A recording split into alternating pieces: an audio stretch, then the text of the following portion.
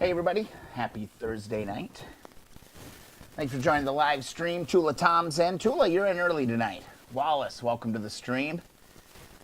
I'll be honest, I missed the stream last week, all right? But, oh my God, did I have so much fun working up north, as they say, on a little motorcycle project of a friend of mine's. It was awesome. We made a ton of progress. There's a ton of photos on the Keep On Wrenching group. If you missed that, go check those out. Tyler's in. Happy Thursday. It is Thursday. Friday's coming. Friday's coming. It's been a week. I feel like life is kind of ramped up here over the last few weeks for sure. Work is starting to get really busy again. Just everything's starting to click. And I think spring, everybody's starting to move again. It's crazy. Nice. All right. So really not much of a plan tonight. I just have a ton to be dealing with on moving forward with the Apocalypse bike. And then I want to get the rest of the 125 kind of on the shelf.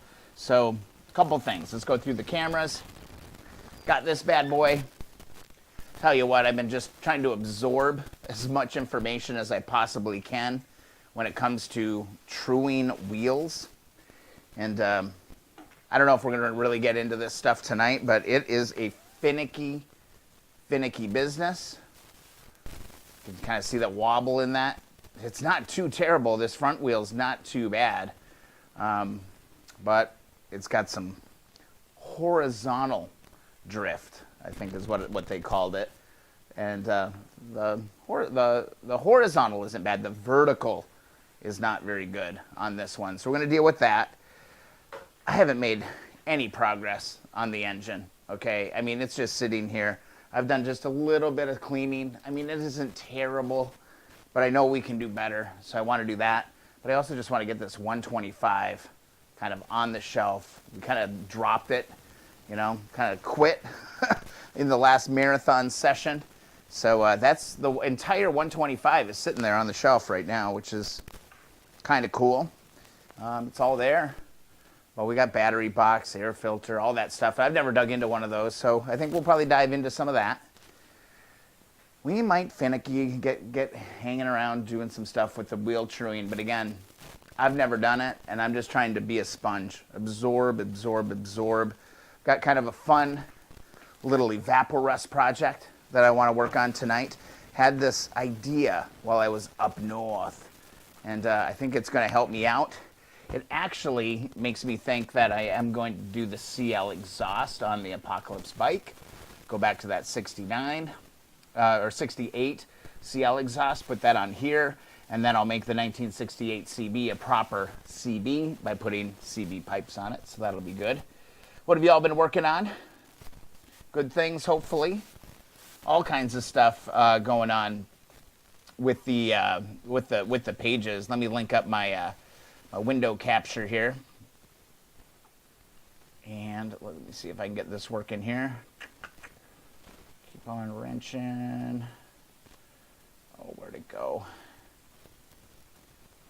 I had to like take apart part of the studio, quite honestly, when I was going up north. I think that might be it. Hey, buddy. Hey, Murphy's joining in the party today. That's kind of fun. And but check this out. Keep On Wrenching group up to 138 members, which is amazing. And then the YouTube channel, man, we're going for 6,600 subs. We're going to cross that really close. We're marching towards 7,000, which is incredible. It's moving really, really fast. But the Keep On Wrenching group got all kinds of cool stuff. I want to know more about this if Andrew's on the stream. I want to know more about what the hell's going on this deal. Don't know what this is. It's a KTM. What is it? I can almost see it. I'm not familiar with anything outside of Honda motorcycles. It's really sad. This spooky stuff. Look at this guy. There's this picture in here of somebody in a shed looking at that CL. Oh, God, so lucky that did not get ripped off. That would have been absolutely terrible. Ugh. Lucas is in. Dumb question. Carbs are dirty. Go ahead, clean them. Oh, yeah, and guys, get in on this one. Pretty cool. David came in.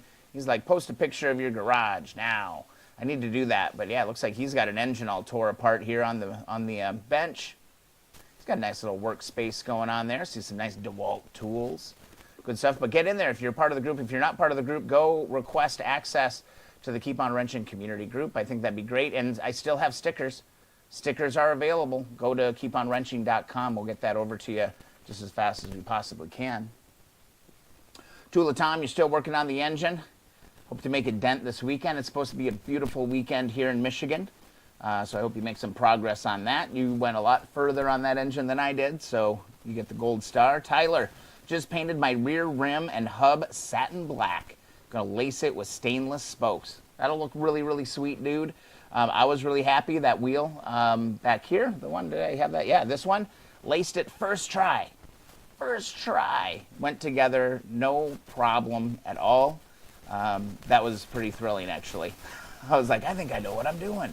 I do think I know what I'm doing on some of this stuff. Truing, completely different thing. But man, it went together really, really easily. And I think I learned a couple other tips. We could talk about that tonight too. Unless, Tyler, you might have a ton of experience doing all that stuff. Want to show you a couple things. I guess this stuff is really unimportant, but I do have a CL exhaust bracket for a motorcycle, which could end up being a part of the Apocalypse bike. All right, because I'm kind of leaning towards doing the CL bit again, because I had this idea while I was up north, and I was like, I wonder if this could make it a little bit easier. I also have kind of a mystery part that we'll dive into later, but man, this was the big score. This was the big score. Damn, a right side exhaust side CL 125S side cover. If you're following the Instagram account, keep_on_wrenching, you've seen it already. But it's actually in really, really nice shape. And the thing I love about it is that it came with the badge. The badge gonna need to be repainted. It's a little bit crusty, but oh my God, these are hard to find. And there's currently one on eBay right now. If you go to eBay and you search CL 125S side cover, there's one selling for $129. I don't know how the hell I magically came across this one. I don't remember if this is one that a member, sent over, Tula. I don't remember if this is the same one. But this one came with a badge. It's got both the tabs right here and here. And it looks like this is how these go. I think it just slops into a bracket there. But got myself a right side cover, which was the hardest one to find. And I've got our left side cover on the way with the proper emblem. So good to go on that stuff. That's awesome. Hey, Chuck. Awesome. Yep, we're back in the shop, Chuck. Try to do it every Thursday night. I missed Thursday because I had an emergency on-site meeting to help salvage a 1972 CB350, and that was an awesome, awesome trip for sure. This is the same one, Tula? Awesome. Yeah, thanks for shooting that my way. I won it, got it. I want to get the badge off it tonight, and we can repaint, maybe strip some of this down. The badge itself, man, is a huge, huge, huge win because, let me tell you, I'm going to pull this up on eBay here real quick. See if I can find it. Let's see, CL 125S. Let's do, what do they call it? Badge. Let's do a badge. Look at that. So these ones aren't even real. Okay, metal badges, $38 from Indonesia. So those are going to be reproduction. And then notice, here's the nuance of the 125S, is that these are actually different. There's like if you look here, we've got the 125S here. And then it's got a regular kind of one that we're really used to on here. But look at this. For that pair of emblems, $50, $15. $15. Tula, I don't think anybody bid against me on that one, which I cannot believe. I can't believe I got away with that. But yeah, $40-50 for the emblems plus $15 shipping. I mean, just getting one of these emblems is a huge, huge, huge win. This was hard. I only saw one other one. Let me go up here. CL 125S right cover. See if this one is still here. Here's one here, it's $60. Let's see if this one's got, let's see if this one's got all the tabs. That's the thing you got to really be looking for. Oh, that one looks like it has its tabs, about 60 bucks. That's not bad, but check out this. I've been following this one. Look at this. This is crazy. CL125S, $139.95, and I believe this one had busted tabs. What was it? There was a crack, or there was something wrong with this, but this isn't mint condition. Oh, yeah, here. It's all melted down inside here. $139. I thought I was going to have to splurge and get that. And Tula came in, saved me on that. But yeah, not cheap, and there's only one or two of them on the on the deal at any given time. I was getting really worried about that. I've got a reproduction one coming from Indonesia for the left side. But yeah, let's go ahead and just get this badge off of here, and let's see what we got. Hopefully, yeah, it's through the paint. It's going to get repainted along with everything else if I can ever get that damn tank squared away. So let's go ahead and get this off of here. I think all I'm going to need is a little flat screwdriver, a little pokey poker, and we can get into that. I don't remember what I got it for. I think I got the side cover for 40 bucks or something. It was much cheaper than the 129. That's for sure. I think I got a little pick here. This might work. These things can be tricky, and this doesn't look like it's moved since. Okay, it came right off. Good. Boy, these are rotted in here. Come on, buddy. Don't want to break it. Arr. Look at that. Barely moving. It is like embedded in the plastic. You can always... Oop, there we go. Popped off. We can always like 3M these on. It's no big deal. Bam. Just like that. And here we can always get kind of a glimpse of that original color, that undisturbed color. Right there. This will all get sanded down, get stripped away. It's just what's going to happen, and then we can clean this badge up. It's going to be awesome. Bam. This kind of solidifies that 125. Now we're going to go. Yep, Tula going to go with the original color. Audio is really scratchy. I wonder why. Let me fiddle around with my setup. Might have to go back and review. Batteries should be good. Batteries look like they're charged up. We'll see. I might have to go and do a quick review on the stream. Let me actually do that here real quick. I want to make sure you guys got a quality stream. Let me go YouTube. See if I can watch myself live here for a second. See what's going on. Oh, let's see. Here we go. Here I am. Oh yeah, I hear what you're saying.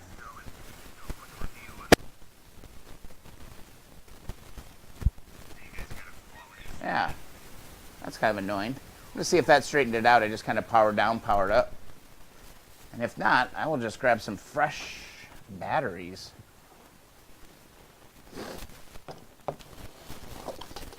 I hate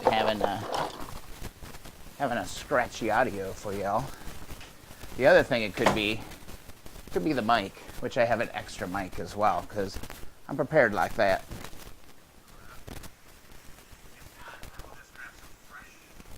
Yeah, let's try this real quick. Thanks for the heads up on that, man. I really appreciate that. I'm going to try this. I'm going to go dark here for just a sec.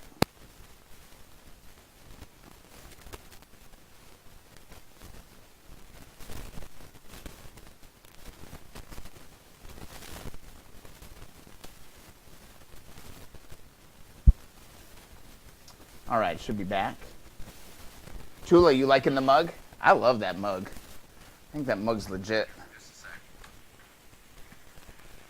Oh, it looks like it's not coming from the feed side. Interesting.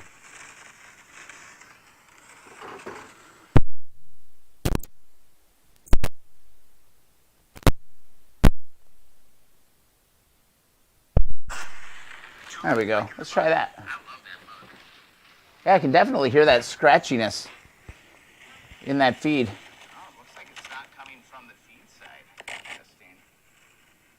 See if I just fix it. I'm just like watching. I'm like 10 seconds behind y'all.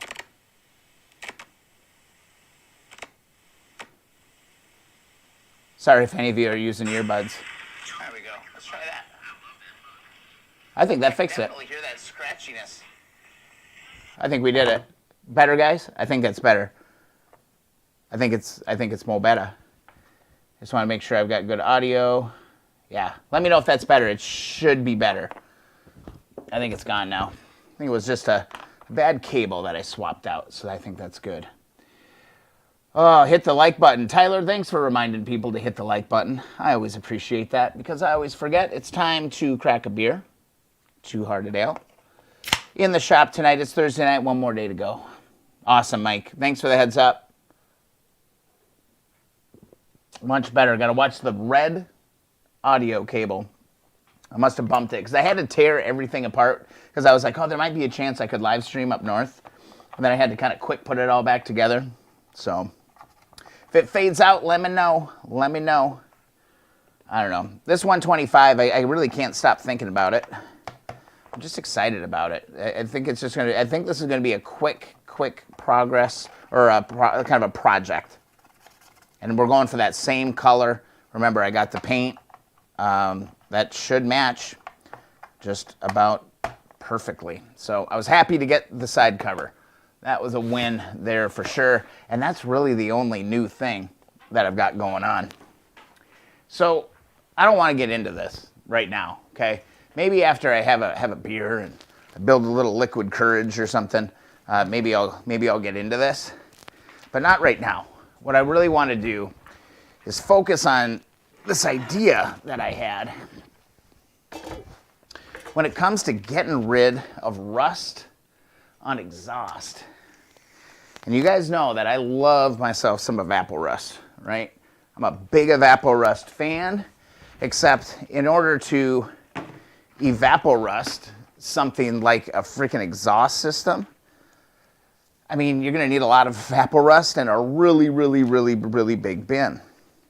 So we were working on tires, and we had this tube laying there. And I was like, well, shoot. Here's an old inner tube. I'm wondering if we could just run that inner tube, run the exhaust inside the inner tube, and then fill the inner tube with Evaporust. There's no liner. It's just plastic, a rubber liner inside of these things. And I was just like, why don't we try that? So I think that's what we're going to do tonight. I'm going to try this. I want to see like proof of concept if this is going to work. But Evaporust is expensive. That's like the number one downside to the product, honestly. And I don't think you would need a whole lot of product in order to fill this void, in order to kind of surround the entire pipe with Evaporust. See, like this pipe is pretty bad. And I certainly, my patience for polishing is waning very quickly. I'll show you that front wheel a little bit later. I mean, I worked on it for about 3 hours last night, and I was like, you know what, good enough. And I don't like say good enough very often, I don't think. But here, I'm just kind of sliding this tube over here. Do you guys think this is going to work? I got good vibes about it. I think this could work.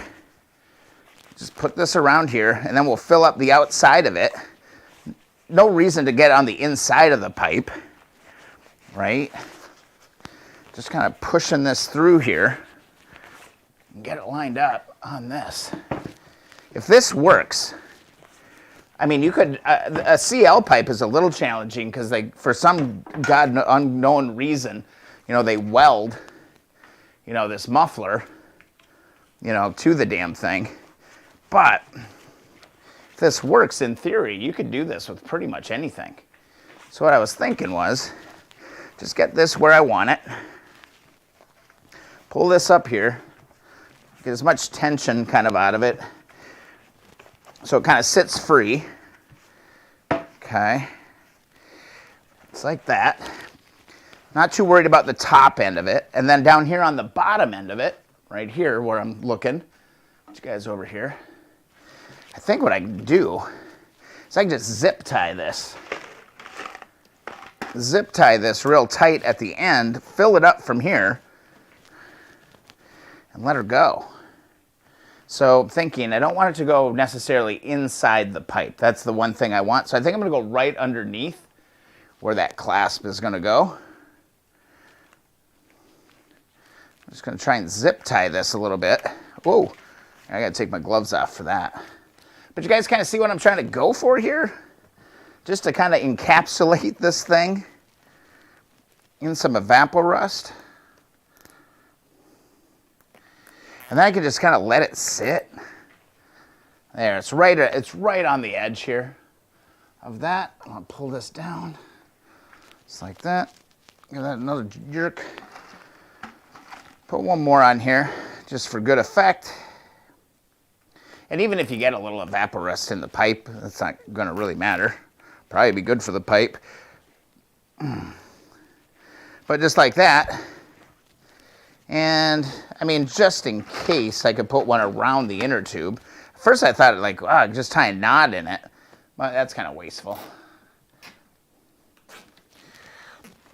Awesome. Hanging out, 11 viewers Thursday night. This is awesome. Thanks so much for joining the stream. Now, essentially, what we can do, get you back out here. Let me actually pan you up just a little bit. Now, remember, we're going to also be wrapping this exhaust. So I'm going to do a black wrapped exhaust. So I'm not going for the chrome look. I'm just going for a rust-free, clean surface. So I can do the Evaporust and deal with that. So I think I'm just going to go for it. I went and got myself a fresh bottle of, God's Miracle Cure, just like that.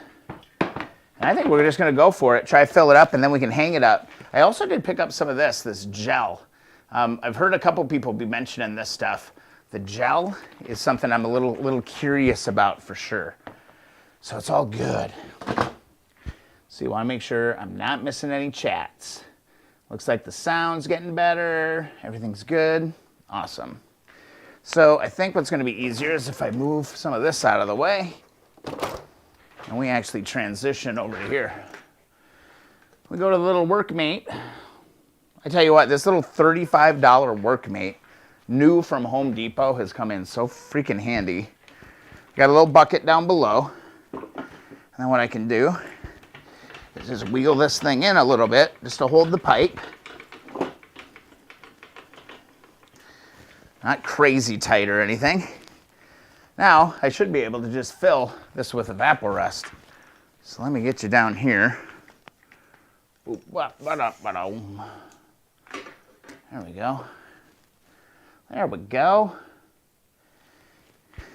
And in theory, we should be able to just fill this whole damn boot up and get this thing just soaking in Evaporust every once in a while. Come in there and do it. Yeah, Chula, I've got it. There's a little bucket underneath here. Just kind of a little catch-all bucket full of stuff. Yeah, I don't think it'll leak. If it leaks, it'll go in the bucket. We'll be okay. But I don't know, man. In theory, I just think this is going to work. And it might be just one of those little life hacks that I'm like, you know what, Brian? Sometimes you surprise myself. Or I surprise myself. See if I got a little funnel. I don't really have a funnel. Never really prepared for anything. Kind of just the way it is. But I think I'll be able to just dump some of this in here.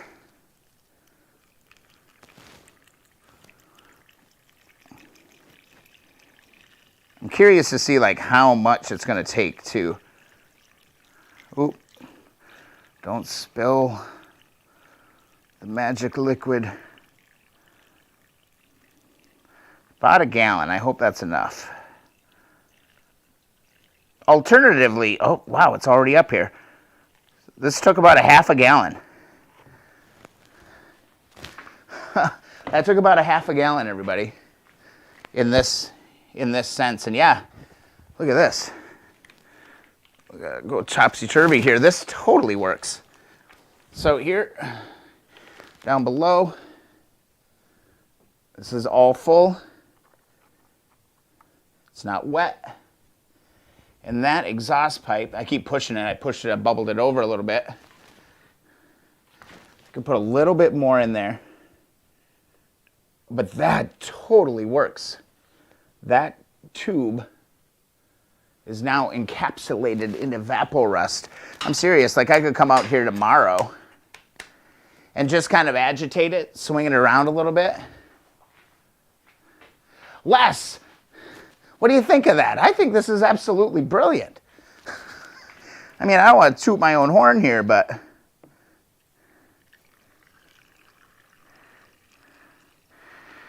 that tube is full of Evaporust. I'm liking this. I'm liking this setup quite a lot, actually. And I can just kind of walk away.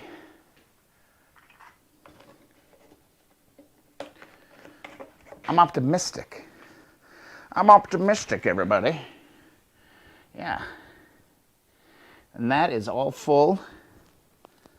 Full, full, full. All the way up to here. I can see it on the inside there. Gosh darn. Gosh darn it, anyway. Let me get you over so you got a little bit better light here. Like, I love it when a plan just kind of works out. I don't see any leaks. I don't see any leaks. I was a little worried that maybe the tube had a little bit, had a puncture in it or something. I'm not seeing that. It might have went up into the tube just a little bit, but I've got fluid all the way up to here. I'm going to go ahead. I'm going to top it off. I'm going to hit it just a little bit more. I mean, honestly, this is a $20 bottle of Evaporust that I can reuse. There, we got her topped off. Bam. That'll be fun. I might just leave it just like this until next week. And then maybe we'll unveil it. I think that's going to be perfect. And the main reason I wanted to do that was 18, yeah, right? Is because I want to do the black wrap. Ooh, I want to do the black wrap, and that does require a very clean surface. So, man, I'm excited about that. That worked out really well. And then what I could also do is a very similar approach on this, right? We could put the muffler in a bag, the other side, and Evaporust this whole damn thing with that same bottle. So for $20 and time that you're not freaking polishing stuff, I think that's a win, because I'm getting a little burned out on the polishing, like no joke. It's never ending. And I got one freaking major piece that I got to get done here too. Yeah, I love that.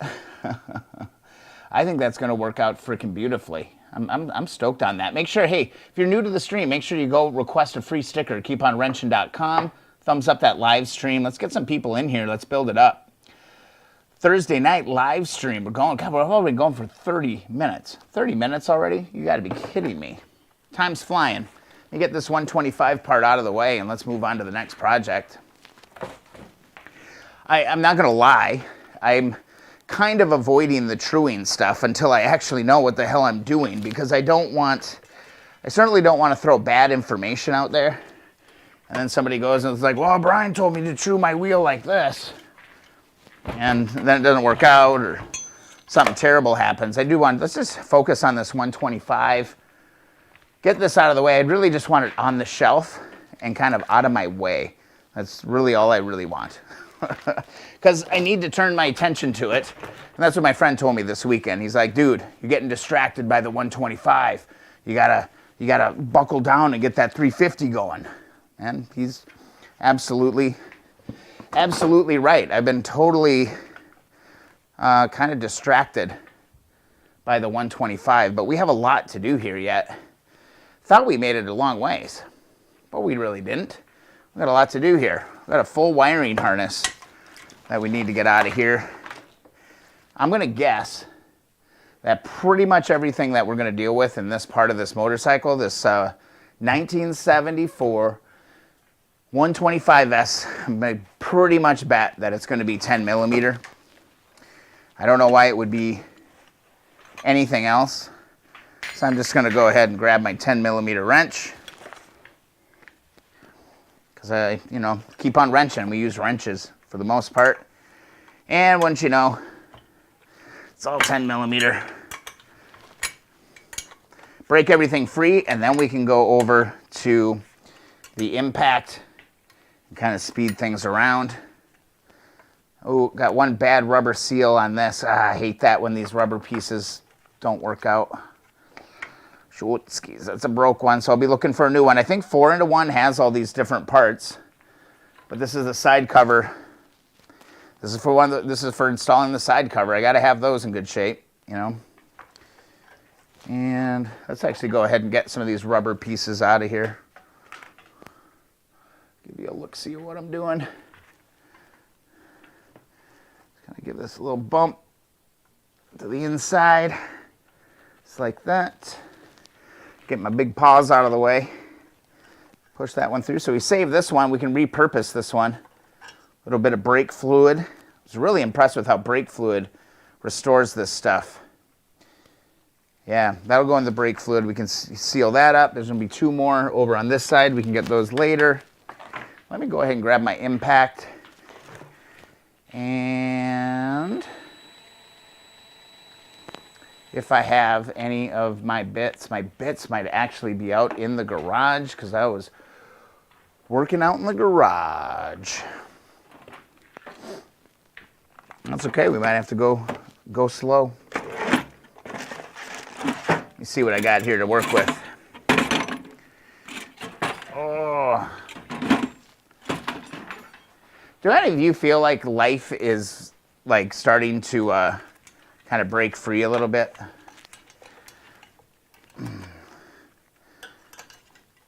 I feel like things are starting to come back to normal. Whether or not they stay normal, not 100% convinced of, but things are ramping up big time. It's crazy. All right. This is all pretty minor stuff. Trying to just watch kind of the wiring and where all this is going. A lot of broken rubber pieces on this bike. Here looks like a flasher relay, plastic, a rubber piece. See, this is broke. That's another $5, another $5. This is kind of an interesting one, holding the little toolkit in. Holding the little toolkit in. Oh. Come on, buddy. I'm working on my own stuff tonight. It's kind of fun. All right.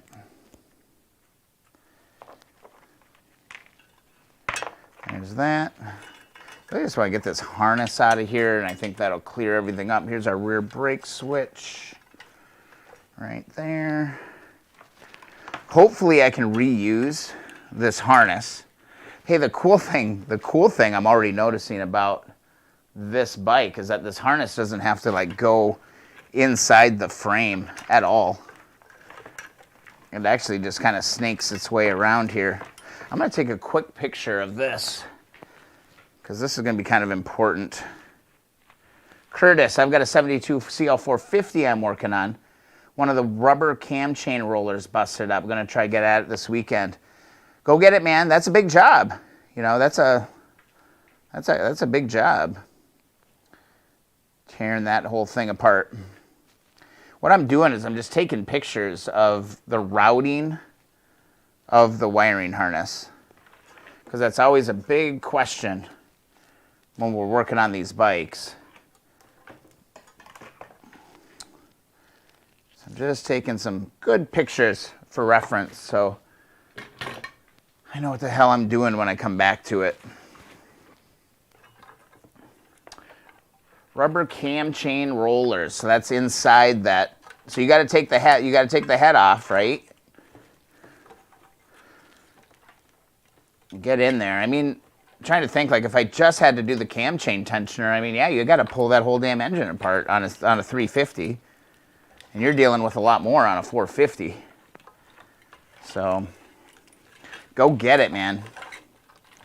I'm still a little intimidated of doing that stuff. I did the top end rebuild on the 72 CL, but is it something that I just want to get into doing regularly?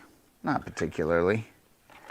Not really. Not something I'm really looking to do. Man, everything on this 125S is 10 mil. Everything. The little regulator rectifier right here. Or no, this is just the rectifier, I should say. It's not a combo unit. I haven't actually seen a combo unit for this bike yet. Boom. Boom. Again, when you take stuff off, put it back just the way that you took it off. You'll be like, oh, what the hell was this little clip for? What was this little clip for? Oh, it goes onto there. So here we can take this apart. Should just pull apart. There we go. And I'm just going to start putting this stuff on the table. Take pictures as I go. And just try to be really kind of aware, really, is all I'm trying to do, is just be aware of where stuff is going. Here's a main ground bolt right here. That's holding a lot of stuff in. Wish I had my sockets. Oh well. But my main plan wasn't necessarily to be diving into this, but whatever. Whatever. Pull this apart, pull this apart. There's this green ground. Flat washer. There is a rubber insulator here and a boot, but I think that goes into the air filter bracket. Yes, it does. So I'm going to set that down for now. Just keep track of it. And again, a set of 6-sided wrenches, I'm telling you, they are a game changer. Spark Moto has a 6-volt regulator rectifier. I'll have to look. I was surprised by how many... I was really surprised how many 125 parts that they had on that site, for sure. JP, go Brian, go! We're still tearing into this 125S. Curtis, you saw the video. Nice. I mean, it can be done, man. Follow your manual. I mean, if I can't imagine somebody doing that without a manual. Like, if you try to do that without a manual, you're going to screw it up. And I think it's a big frustration point, for sure. So here, we've got 2 cushions down low. That holds this whole piece in, and then there's another one up top. So again, this video is going to be a great reference for me, you know, as I'm putting it back together. I mean, it's pretty simple, but man, it is nuanced. There's just these little things, you know, that go on with these. But man, it would be awesome to have a little sandblast party and just like knock out the next 2 350 frames, knock out this, everything for this, and just get going. $49.95, that's the most expensive part that I would have to buy for this 125S, man. Everything's been like $13. And was that a regulator rectifier? Nice. Curtis, you got a manual? Awesome. You're all set, man. Just follow that thing to a T. I know sometimes I thought I knew what I was doing, and then I'd go and do stuff. Yeah, I was not impressed with the climber manuals at all. All right, so there's those 3. So I'm just going to set that down so I know what that is. Now, I'm assuming this is going to come right out of here. No, I am wrong. Let's see if we can get some of this apart. Let's keep going. Let's keep going. All right, so I got some wiring in a bucket here. I can move this out. That's all straightforward. I think the wiring harness is clear. Yep, wiring harness is out. Perfect. We're going to put this on the table. This actually doesn't look bad. We'll inspect that here in a little bit. But for now, we got to turn this thing around, because there's an obstacle over here. There's a little obstacle here. So this is the air filter. It's not going to come out unless I take, looks like I got to take these 3 off.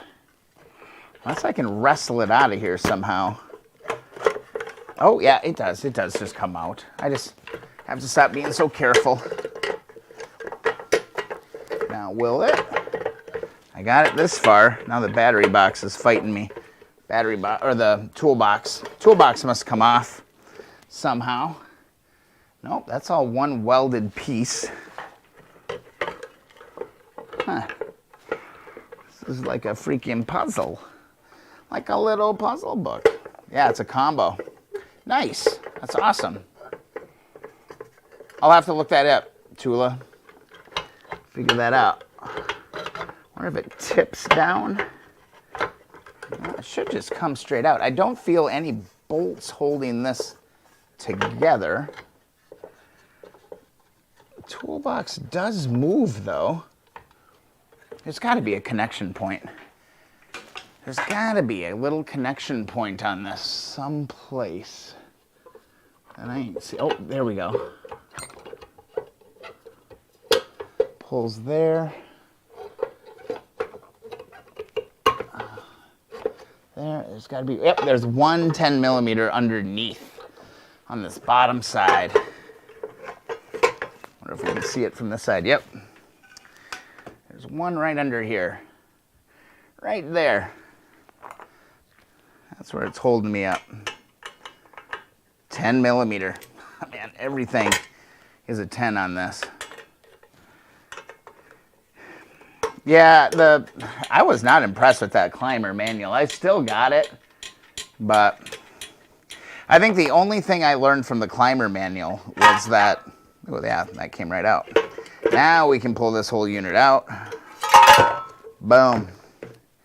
Boom, and all this is gonna get sandblasted and get totally cleaned. Looks like I'm gonna have to find a door. I'm gonna have to find a damn door for the toolbox. So it's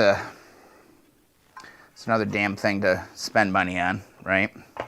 But for now, I'm gonna go ahead and put these three kind of back in. That's kind of the core piece of it. You know, daylight savings time didn't really help me out any either, or this whole spring ahead thing. I have been just kind of discombobulated all week. It's been like, oh yeah, that happened. It's just weird. I gotta see if I can go online here and find a toolbox door for a CL125S. Probably gonna have to buy a whole darn thing, which I don't really want to do. I'm gonna go ahead and pull any of my rubber pieces out. Again, just be careful, just push them through from one side and they'll give, just like that. Should be one more down here. These are where that little side cover is gonna go. Just be careful not to break them. These are still actually pretty pliable. I feel pretty good about that. So 1, 2, 3, 4, 5. One of mine is broken, so I'm gonna have to deal with that. Let's take a quick look around. Here's the air filter. We'll dive into this here in just a second. Looks like, just like on the 350, this does have little O-rings in the frame here for that rear fender mount. So let's push those out. Again, if they're really dry, like spray them down with WD-40 or something. These actually feel really good. So that's short end out, thick part in.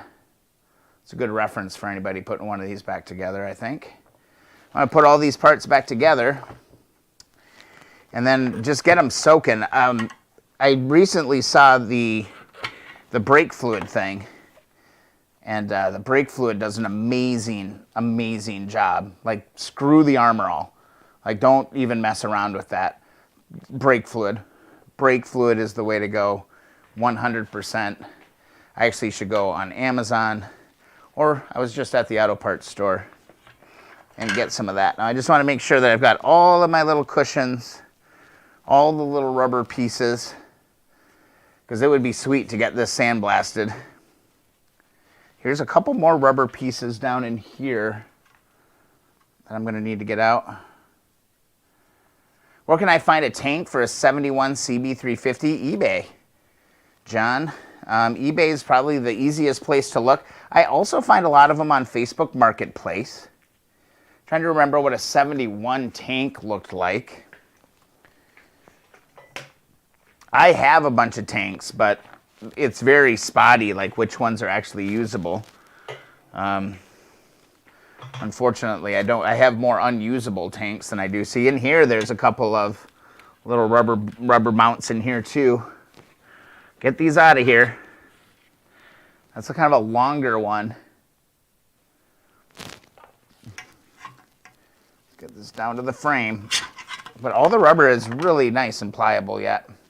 I mean, just go search eBay. And just remember, too, you know, you don't necessarily need a 71 CB350 tank. You could, you know, just find any CB tank, and it should technically work as long as it's 68 to 74, I think it is. It should work. As long as it's a CB tank. CL tank's going to ruin your life. Don't do that, because then you're going to get into buying new seats and get into all kinds of stuff. Lucas is in. Hey, Brian, I'm working on my carbs for the KZ400 as we speak. Awesome. I love hearing what you guys are working on. It doesn't come with a door. It has a spring cap instead. So I'm looking for a spring cap. All right. It looks like it has like a little place for a hinge here. More research. And that's kind of part of the fun thing with working on these bikes too, you know. So it looks like there's like a little hinge point and a lock here. But yeah, it could be like a little, I see what you mean. It could be like a little spring clip. I got to see a picture of one. Got to see a picture of one. But again, this is going to sandblast up perfectly. Make sure I do not lose these bolts and these washers. What else? I think that's it. I think I'll end up just cleaning up and using the original races and bearings. I'm not going to go put, you know, tapered bearings into this. I think that's it. I think that's all I got to do. I think this frame is honestly kind of ready for sandblasting. I think it's there. I'm not seeing really anything else. Let me just go around it. Let me flip it around once. I don't see like any terrible rust. There's a ton of grease and grime. Oh, there's one rubber O-ring here that I need to get out. Right here on the side. Again, I want to show you guys this because I know a few of you are working on these. So here's one right here, right next to the caution overflow tube. See if I can get this one out. I'm going to chip that one up a little bit, or I hate it when I do that. This one's being a little stubborn. Oh, it's crimped in there. It's crimped in there, guys. Danger, danger. This one's a little dry. Not as pliable as the other ones, but there it went. There it went. This is totally reusable. It didn't, as far as I can tell, it didn't break. So just gonna give it a little push. There we go. This one's pretty dry. This one's a lot drier than the other ones. There we go. Ooh. There we go. Yeah, kind of mangled that one a little bit. Oh well. I'm sure they sell them. Spring hinge. Have to look, man. I got to see a picture. I got to see a picture. All right, down here we've got, right here we've got our, it must have had a center stand at some point because this looks like a center stand bolt to me. So I got to add to the list, look into whether or not a CL125S had a center stand. I'm going to assume that that's what that was. And because that sure looks like a center stand bolt to me, but somebody took it off. And what's this? This is just welded in down in here. Just trying to look. I mean, this is a brand new kind of discovery for me. Up to 14 viewers tonight. Thanks so much for joining the stream. Awesome to have everybody here. Of course, if you're new to the stream, just give you a real quick, head over to keeponwrenching.com. Bottom of the homepage, grab yourself a free sticker. Request that, I'll get those in the mail. Join Keep On Wrenching community group. Let's refresh here. Let's see if we got any new member requests. No new member requests. It'd be awesome to get to 140 tonight. That'd be super fun. If you haven't already, subscribe to the YouTube channel. And if you're like kind of what's going on here, you know, feel free to support us. You can go check out the merchandise store. Go pick up a mug like Tula Tom did. There's all kinds of mugs, t-shirts, caps, all kinds of stuff. They're on keeponwrenching.com. So love the support. Love doing this every Thursday night. And I think this frame is good to go. This sticker, though, is in really good shape. I hate it when I find stickers that are in really good shape because they're an obstacle when you sandblast and paint. But there is not a nick in this sticker. Overflow tube, battery breather tube. We want to save that. I don't want to muck that up. I guess there's a seat lock. Seat lock is hanging out over here. We could get this off. That looks like a magical 10 millimeter as well. I'll just come off of there. And I'm going to put this into a plastic bag because it's what we do. We try to stay just a little bit organized. Just a little. Like, you know, we don't have to go crazy organized, but just a little bit organized helps. Spring hinge. Yeah, it's going to be a research project. So there's that. I'm going to go ahead and grab all of these and put this stuff into a bag as well. Just like that. Just don't want to lose any parts, because when you lose parts, it's $5 or $10. Every time you lose a part, it's $5 or $10. And the part might only be $2, but the shipping, my goodness, the shipping is just killing us. I can't believe the shipping. How long have I been working on the 125? Not very long. Like seriously, anything that I've done to this 125 has been on the live stream. So I'd say, honestly, we've tore this thing down in less than 2 hours. We haven't spent a whole ton of time on it. Single cell, thanks for joining the stream, by the way. Are you working on a 125? What are you working on? Just making sure I got everything off of here, because the next thing I'm going to do, and honestly, I'll just talk through this. The next thing I'm going to do is I'll take this frame, and I'm going to go put it in my shower, and I'm going to get Dawn dish soap and 3M pads, and I'm going to degrease it, okay? That's what I'm going to do. What I found is when I'm sandblasting, if you're trying to sandblast grease, like greasy parts, you're really just wasting a lot of media. So get them clean first, and Dawn dish soap, 3M pads, give it a bath. Give it a nice bath, and get it ready, and then take it out to the sandblaster and knock it all out. Now, in order to protect some of this stuff, like the sticker here, I'm going to tape over this and cut it out and just kind of keep it there. A couple layers of like painter's tape, like 3 layers of painter's tape cut around real nice. We'll protect that, and you'll be able to pull that off. Single cell not made. I'm not working on anything. I just enjoy this type of thing. Nice. Well, thanks for hanging out. This is a really cool old bike. You know, let's do this actually. Because now I'm kind of curious, because now we've got this bad boy down to the bare basics here. So let me open up a browser here, and let's see what this thing is supposed to look like. I think that could be kind of fun. So I'll do a 1974 CL125S. And we'll take a look here at images. This is what it should have looked like. Boom. See if I can see a bigger picture. Oh, there we go. There we go. Yeah, we can do that. We can make this bike look that good at least.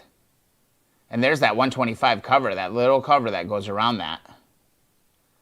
That's there. That's perfect. And then this, it looks like they painted theirs black. I could do a quick little wrap on that, but the bike is complete. I don't see a center stand there. That must just be some other kind of a pin I just pulled out of there. I'm going to have to refer to the manual on that, because I do not see a center stand on this bike. Yeah, here's another one. Ah, that's so cool. Yeah, just a side stand. That's all it is. Tula, yep, removed everything. It's all gone. Or the races, the steering races. I haven't pulled the races out. I think I'm going to leave the races in and just repack the bearings. Here's that other side cover there. See how this emblem here is different than this side. It's just the 125 on the exhaust side. Then over here it's got the little Honda logo. So I've got that other emblem coming and that side cover. We've got all our lights. The thing that sucks about the 125 is it's pretty crusty. Like the signals, all of that stuff is pretty bad. It just all depends how far I kind of want to go with this. Let's see if there's a video here. Oh yeah, let's watch this. Power to get the job done. Oh. Technology to make. Oh, I don't want to go full screen. Here we go. God, look at all these ads. It easier. Honda's all over this. Way to go. Good marketing for them.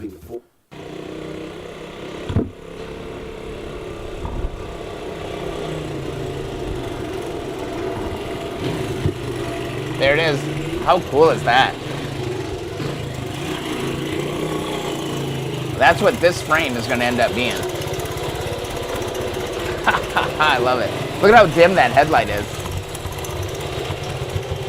Hi, I'm Ken Kaplan from Kaplan Cycles, on site here at the New England Motorcycle Museum. And boy, this is a really fun bike to ride, and it runs perfect. It's a 40-year-old Honda CL125. These things are an absolute riot to ride, and I think after you take a spin on it, you'll see why there's a cult following of these bikes. They're super easy to work on. They get about 90 miles to the gallon. They handle great. 90 miles to the gallon? And they're also a fantastic investment. You literally cannot go wrong with these bikes. This one is an absolutely gorgeous vintage red and white. This is all 100% original. Look at that shop. And it's in one of the nicest CL125s I've ever seen from this vintage. The bike was built in 12 of 73. You can see the tag up on the front of the steering column here. So it's a 1974 model, and it is the twin to the CB125, but this is called the CL125. And this one has the high pipe on it, and it was set up with a high pipe and a little bit higher front fender. So it was actually set up as an on-off-road bike. This was owned by a 78-year-old. I don't know single cell. I don't know when they stopped making them. Long time. The single cylinder. I think this was the last year of the single cylinder. He took really good care of it. He stored it in his garage, and it's in absolutely good condition. That's awesome.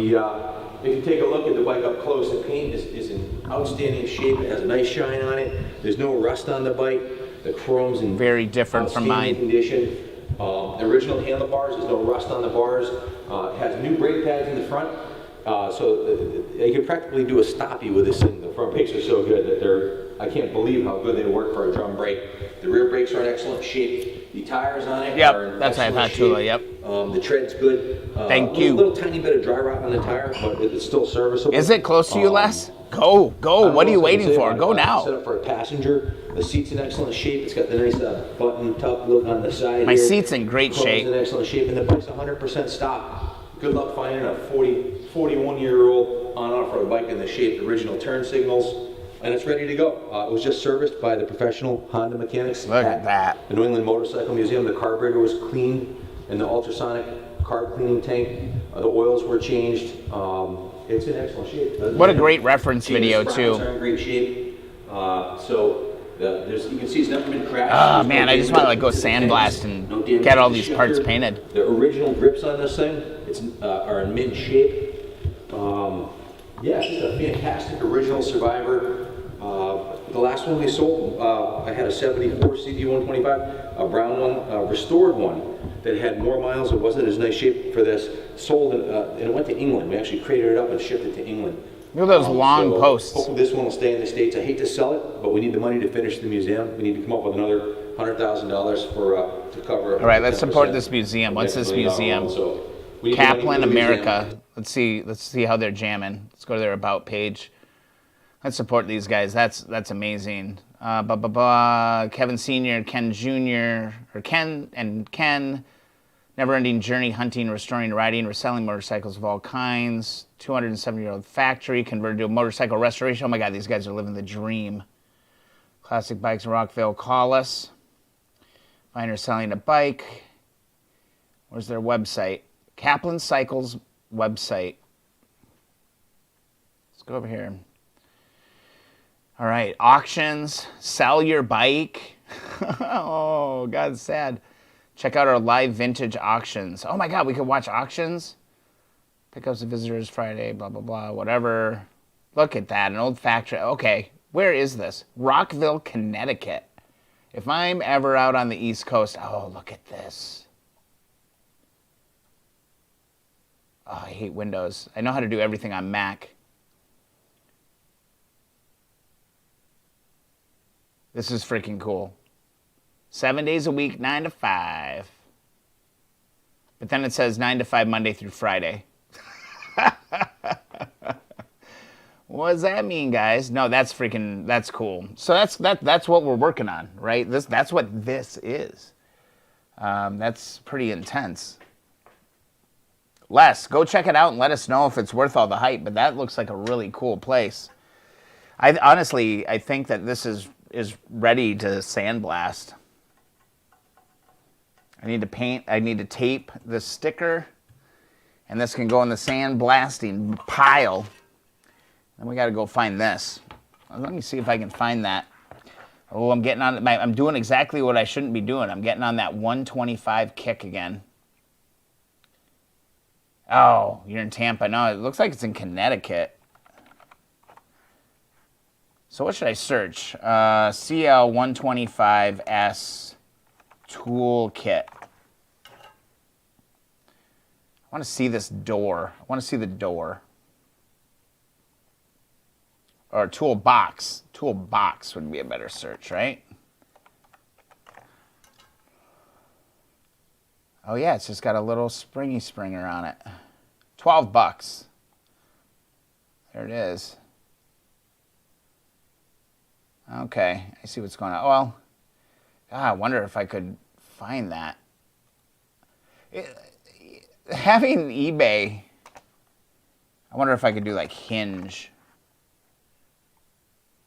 BSA Golden Flash. Look at a picture of it here. Yeah, that search didn't do much for me. Let's do spring. Be nice if I could just find one for a couple bucks.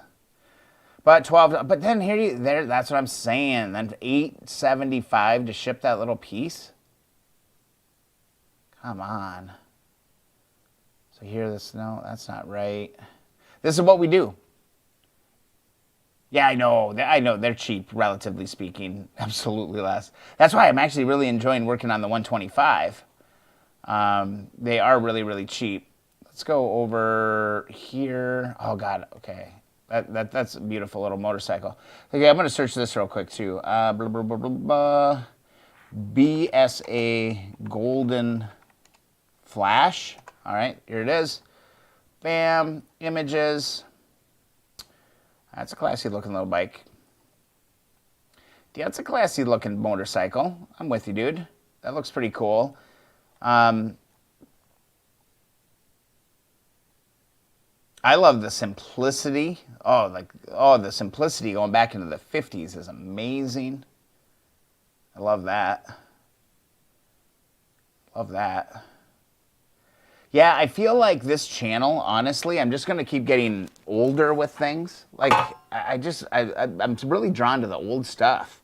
And that old manufacturing. I feel like I have, like, no desire to, like, get, like, a 1980s bike or a 90s bike. The one bike that I may buy just for pleasure.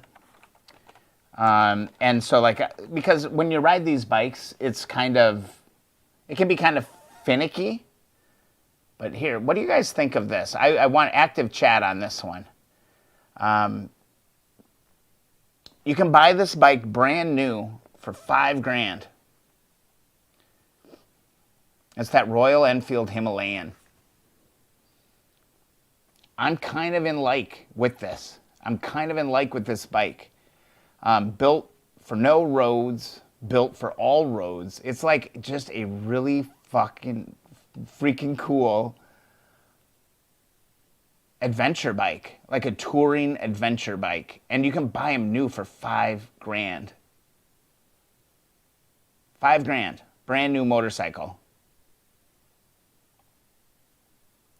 Wish I had, okay, here's the different finishes. Like if I wanted like just a daily rider, I'm kind of leaning towards something like this. This would be a really, really fun, reliable bike with all the modern tech, everything.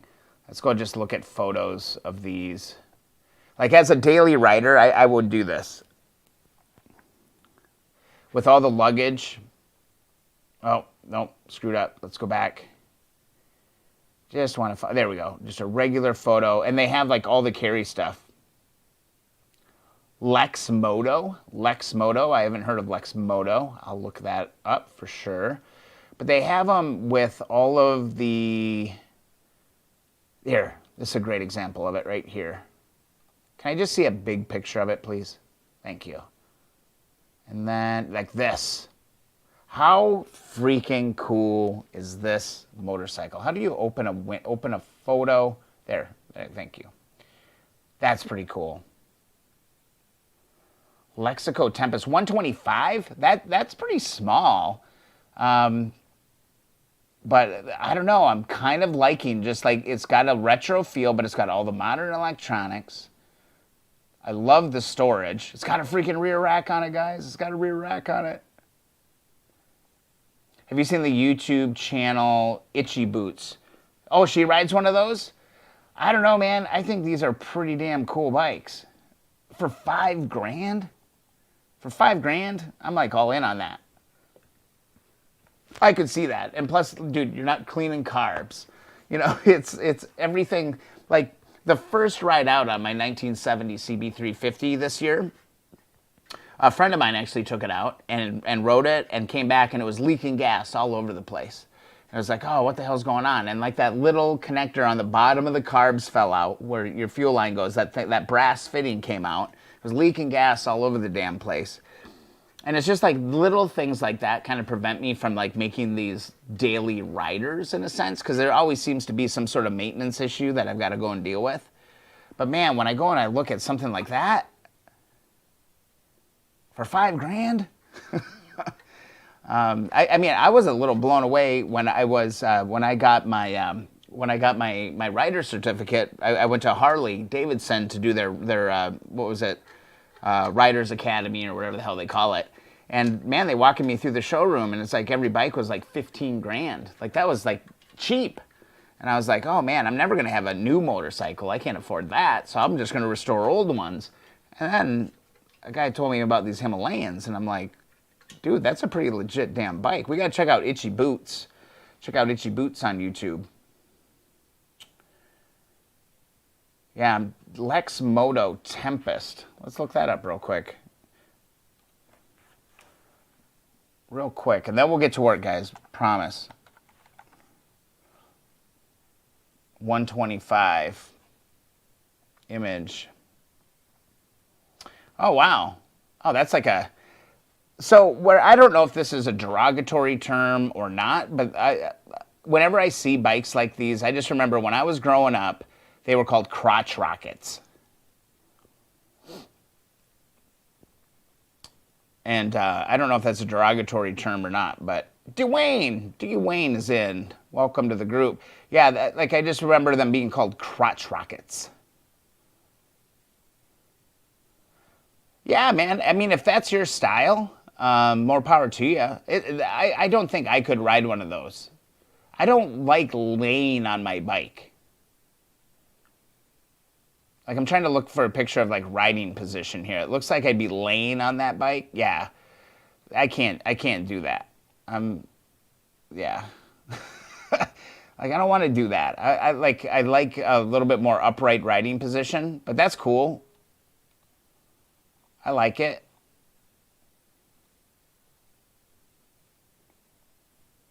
bike I was talking to is about Bueno. God, there's so many. Have you guys seen, so let's do this, God, you know what, the damn live stream could just be this, honestly, of us just like geeking out on bikes. Buenll. Bueno. No. I don't know what that is, D-Wayne. But there's an Indiana company. What are they called? Indiana Motorcycle Company. And these look pretty damn cool. God, what are they called? What are they called? What are they called? It's not Indian. Janus. I was looking at these before I got into these old Hondas. I was looking at these Janus ones, and I was like, look at these. Build to order. I think these are really freaking cool looking motorcycles. The Janus. That, oh, God, Griffin 250. Look at that. It's like a Ninja. Yeah, D-Wayne, they're totally like Ninjas. But not these Janus ones, man. These, like, they feel like from the 1940s. Maybe, or even earlier. And you can get them custom built. They have all the luggage, all this stuff. Made in Indiana. This is a company that at 250, 450. That's kind of a cool looking bike. Look at that tank. I love this. I'm geeking out on motorcycles right now. So here's our 450. I wish they made this in a 450. Learn more. $7,895. Ride for the Escape. Simple, clean design built to last. That's what I love. I love stuff like this. Just simple, utilitarian. 4 to 6 weeks you can order it. 70 mile an hour top speeds. They're not speed demons. 229. Let's take a look real quick. I'm just out of curiosity. I'm just looking. I want to look at this 450. Let's learn more. What's this top speed? Not that I'm a speed demon or anything, but I hired a photographer. Single cell, I fully support this motorcycle geek out. I'm having fun with it too because honestly, I'm kind of like stuck in a rock and a hard place. I have so much polishing to do. Where are the stats? 445cc single cylinder engine. So it's kind of along the highness, just a little bit bigger. 90 miles an hour. That's plenty fast. That's plenty fast. Look at that. Look at this motorcycle. Look at that. This Janus Motorcycles. These guys aren't that far from me. I should talk to them. I can blow that. I want to make it bigger. That is a really cool motorcycle. Look at that leather seat like that. And what I love about this too is like the attention to detail. Polished fins. I don't know, I'd rather see an aluminum engine. I wonder if you can build it that way, if you want it that way. Because I know they build them for you. Look at that. That is an incredible motorcycle right here. Timeless design, creative spirit. I can get behind that. Love it. 13.5. Can't do that. That's a little. I can't do that. 13.5, little much. No. The 250 at 74.95, maybe. Maybe. But let's go look at this Himalayan again. Let's go back. Himalayan. They were selling these for $5,000. Like, I don't care for that. I don't mind that. That's actually kind of that reminds me a little bit of kind of the CBs a little bit. Apparel. Don't care, don't care, don't care. I just want to see your motorcycles. Can I just see your motorcycles? Okay. They have a link for motorcycles. I should stop being such a dick. Himalayan Explorer. Watch for a price point, because they were really, really, really cheap. Let's watch the film. Do you want to watch the film real quick? Let's get inspired. Oh, it's too small. How do I make it bigger? Fail. Don't want to go full screen. Minus is escape. It's beauty. It's let's look. Let's find out. Switchable ABS. It has ABS. Let's get some stats. Look, that just screams to me right there. That's a cool friggin' motorcycle. 17 21-inch wheels, dual-purpose tires. Yeah, how big is this thing? Why wouldn't it say that? It's like blah, blah, blah. Yeah, why wouldn't it say that? What a fail of a website. But this right here, that's what gets me kind of excited. To like hit the dirt roads. That, camping with a fire. You got room for your gear.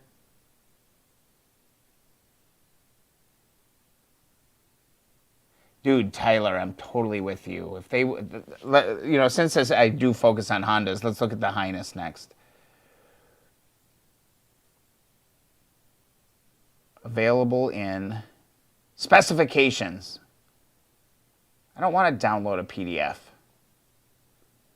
Okay, Himalayan. I don't know. That's a cool looking bike, but Tyler, I'm with you. The freaking Highness is great. 411 cc. That's right in there. 21-inch front, 17-inch rear, 12-volt, 5-speed.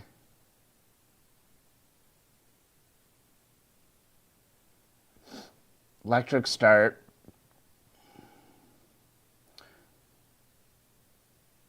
Curb weight, 439 pounds. It's a heavy bike. It's heavier than the 350s. All right. I think it's pretty freaking cool. But let's look at the Honda Highness. We haven't really done this on the channel. Oh. Clicked wrong. The Highness. I think this is what you're talking about, right, Tyler? The Highness. Vika's in. Welcome. We're geeking out on motorcycles, Vika. Yeah, man. This is a really great bike, but are they ever going to come up for sale in the U.S.?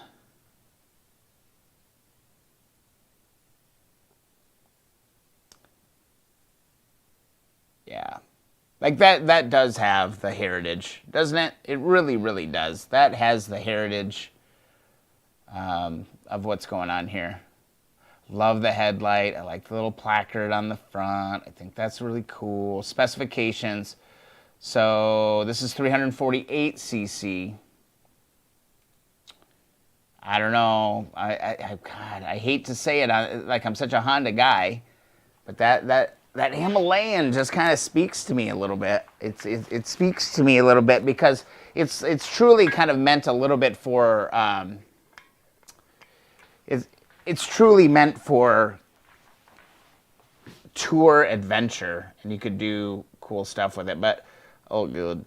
Let's look at the colors. Ooh, I'd get a green one. Does it change the whole page to green? No. Those are a cool looking bike. And can you believe it's a single cylinder as well? Isn't that crazy?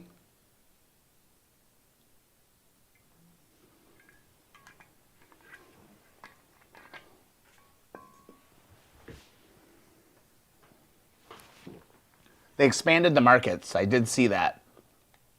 I want to see this green one. I want to see the green one.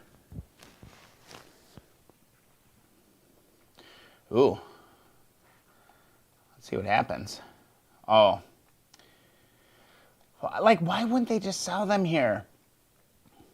We're shopping a little bit, Vika. I mean, we're comparing some bikes. I love that green. Oh, my God. I like that green. This Vika, just to catch you up real quick, this is what I kind of got a little bit of a crush on right now. Is the Royal Enfield Himalayan. Oh, Benelli bike.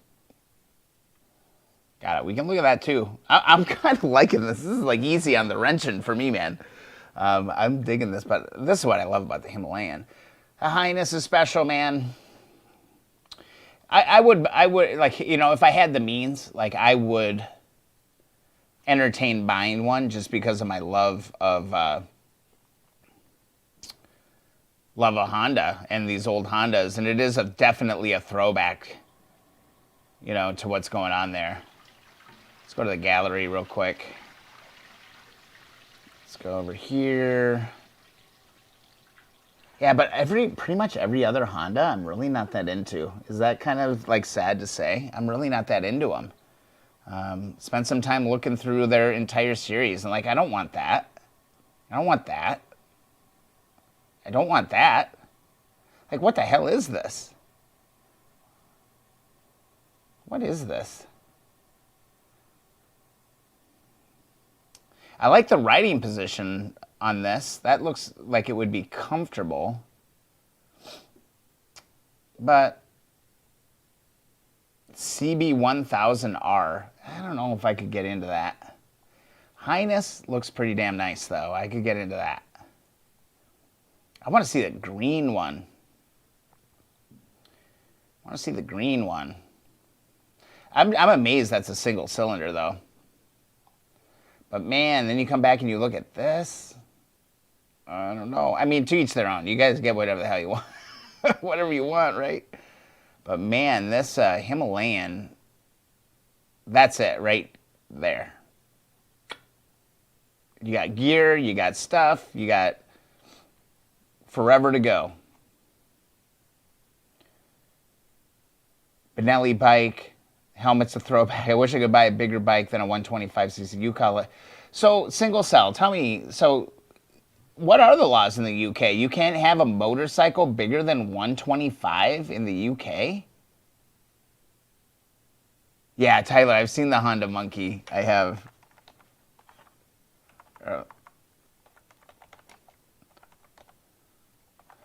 Yeah, it's goofy looking. Yeah. Oh my God, look at this one with the sidecar, though.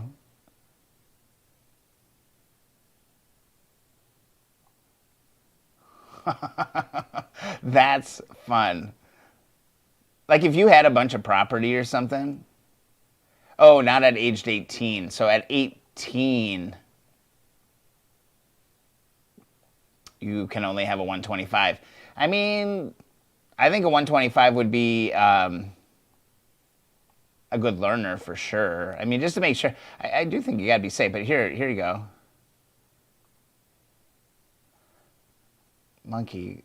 Oh, I hate how, like, 2021 Honda Monkey. I mean, that's not a street bike by any means. I mean, as a novelty on your property, that'd be fun. Tula, totally. That'd be something fun for an old Shriners parade, 100%. Oh, that's cool. Gordwrath. Dude, Gordwrath, we try to go live every Thursday night. Glad you could join us. We're geeking out on motorcycles, and I've got like this new crush on this motorcycle right now. And I'm trying to like control myself. But my God, like I've watched so, yeah, Tyler, $4,000 for a monkey. I've watched a ton of videos on this here this week. This freaking Himalayan. I think, like, if I had a daily rider, this is it. This is it. The story. I wish we could watch. The video is actually pretty impactful. Like, no joke. I wish there was, like, an easy way for me to show this video. Or it's not, like, 2 millimeters big. How do I just fill this screen? It's so annoying. Malia's is escape. It's beauty. It's hundreds and hundreds. Idea the wheel. Go look it up.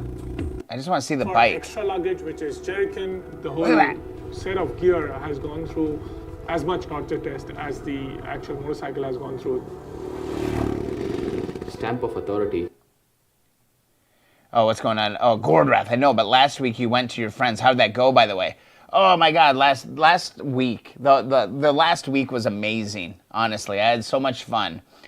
It was day job, 9 to 5, and from 6 to midnight, Monday through Friday, pretty much through Monday through Saturday, we jammed on a 1972 CB350.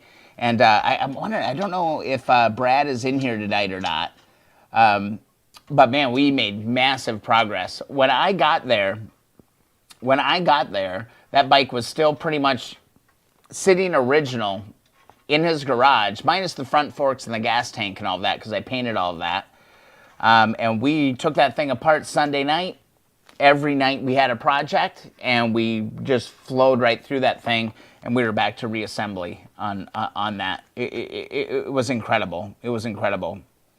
Gordrath, oh man, if you did not see, Gordrath, if you're not a part of the Facebook group, let me show you some pictures of that, because that was a lot of fun. Is it bad that I'm just enjoying just kind of hanging out with all of you tonight? Like, we're not really wrenching or anything. Look at this. Andrew, what the hell is that? I need to know what exactly this bike is. I love the cage, but I don't necessarily like that. Colin, how you doing, man? Good to see you. Look at this, John. Powder coated, everything. That's freaking beautiful. I want to show you guys some of the pictures. Man, we made huge progress. And Brad, he needs to share some more pictures in the group of what we were doing. But we got that thing, we got the thing stripped down. We got the frame painted. And we started to go for reinstall on everything. I've got a bunch of pictures on my phone. But yeah, here's kind of where it is. I thought that was a photo album. Oh yeah, we got that thing going back together. KTM, got it. We did bearings, we did wheels, we did tire installs. Oh, sorry, James, you're Gordrath. Okay, well, I don't know these things. We'll go back. We'll look at your post. But look at these meaty tires. We did pop one tube, so we had to order another tube. But yeah, this thing's going back together pretty quick. Rear fender's in, front forks are in. Swing arm, it's going to go fast. This bike's going to go fast. It's kind of in Brad's hands now. But he's going to take care of it, get at it. But man, it's a really clean bike. Really, really, really, really clean bike. And I'm excited. Okay, so you're James. Okay, Gordrath is James. I've just made an amazing connection in my brain. James. Oh, you're the one with the 360T. Every time I try to give it throttle. Did we help you? Did we help you, Gordrath? I'm going to call you Gordrath. I think that's a better name than James. Yeah, if you didn't clean your carbs, go do that for sure. Blah, blah, blah, blah. There it is. I like how you kept your post short enough so you got like that fun entertainment thing going on there. It's kind of fun.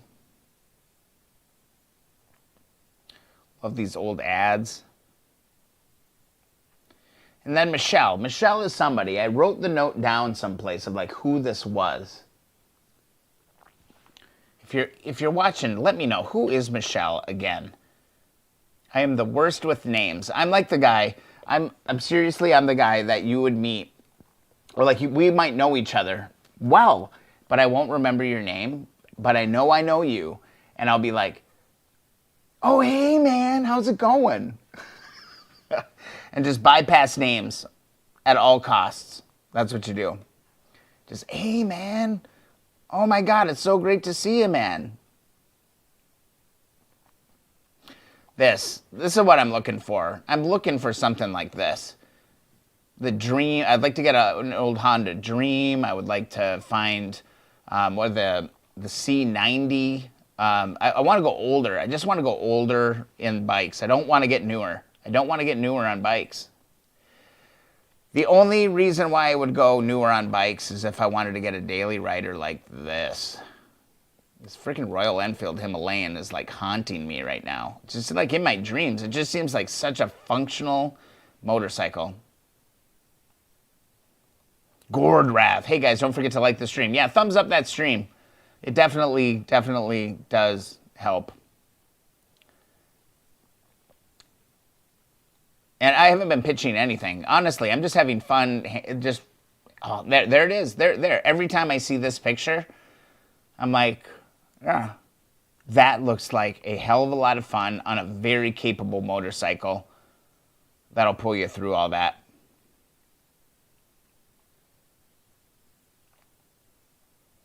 I love it.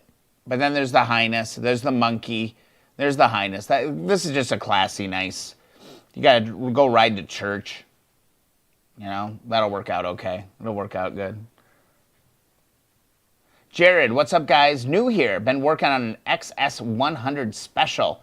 Welcome, dude. Thanks for stopping by. We're just geeking out on motorcycles right now. We tore down a motorcycle frame. This is the 125S from 1974. We tore this all apart. And this is ready to go sandblast. I'm not going to powder coat it. I haven't really found the means to do that. Vika, I'm noticing this, is that a lot of people are doing like 100s, 125s, 175s. They're really popular bikes, and I really enjoy working on them. I love it. So, yeah, let's get this out of here. Time to move on. This is going to the sandblaster. This will go to the sandblaster, and we'll move on with life. And quite honestly, the next time that you see that frame, it's probably going to be done and black. And it's going to be good to go. We've been streaming for 1 hour and 32 minutes already. Crazy. Time flies when you're having fun. Having fun. Tiny bikes forever. Love it. So here's kind of a janky, so here's the airbox. Again, look at how in amazing, amazing, amazing shape these stickers are. Look at this. I don't know if I was supposed to peel that off, but this sticker is in pristine condition. I need to protect this. If I run across stickers that are in that good a shape, I'm going to protect them, and I'm not going to scrape them off and paint over them. I'm going to keep them in good shape. Let's see. I just need to find like a wire cutter or a scissor, because the weird thing about this 125 is that it's a 6-volt system, but when I got it, it had a 12-volt battery in it, and I don't think that was quite right. Battery strap is in great shape. Beautiful. Colin, you had a hole in your gas tank. Ate all the clear coat and paint around the bottom edge. I'm so sorry, dude.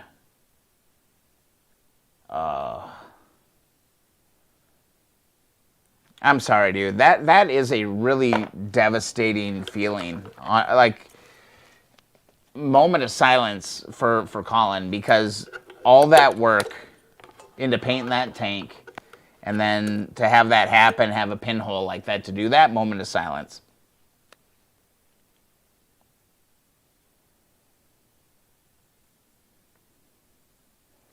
All right, Colin, that's all you're going to get. Keep moving forward, man.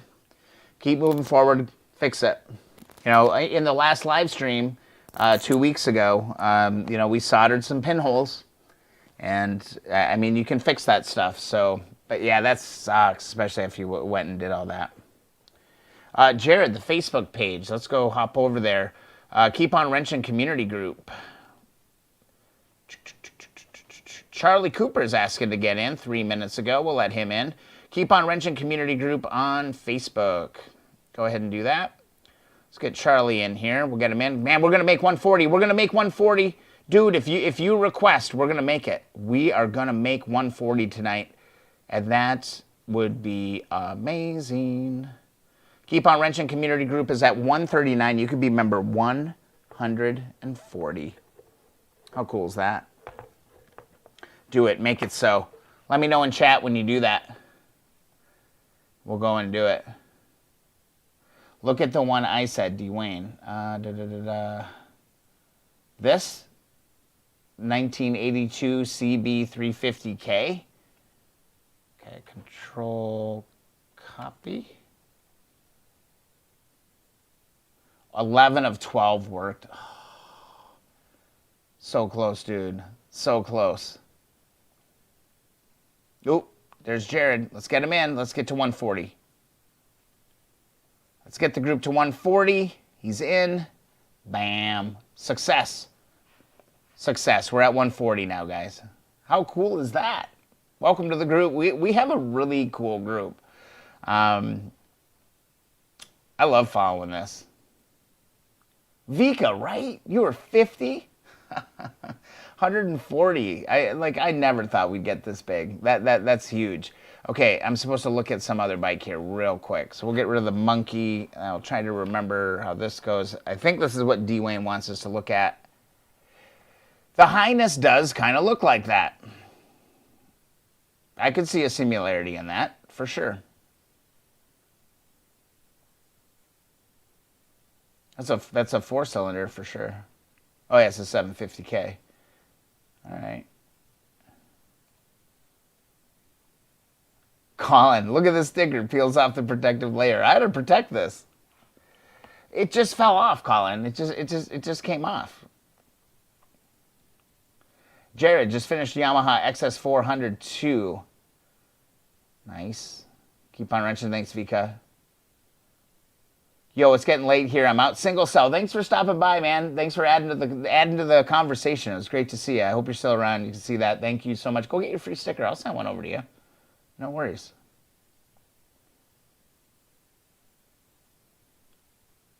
$1974. I was born in '79. Gen Xers. Gen Xers for sure.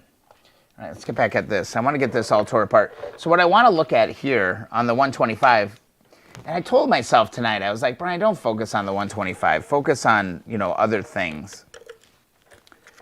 But I don't know. I'm just kind of mesmerized by this thing. Oh, my antivirus is throwing up all kinds of alerts right now. Who's trying to hack me? There we go. 10 millimeter. Like, literally, I have only used one wrench on this entire bike tonight. So there's one. I have, like, honestly, let's go back in the stream. Have I used anything other than a 10 millimeter tonight? I don't think I have.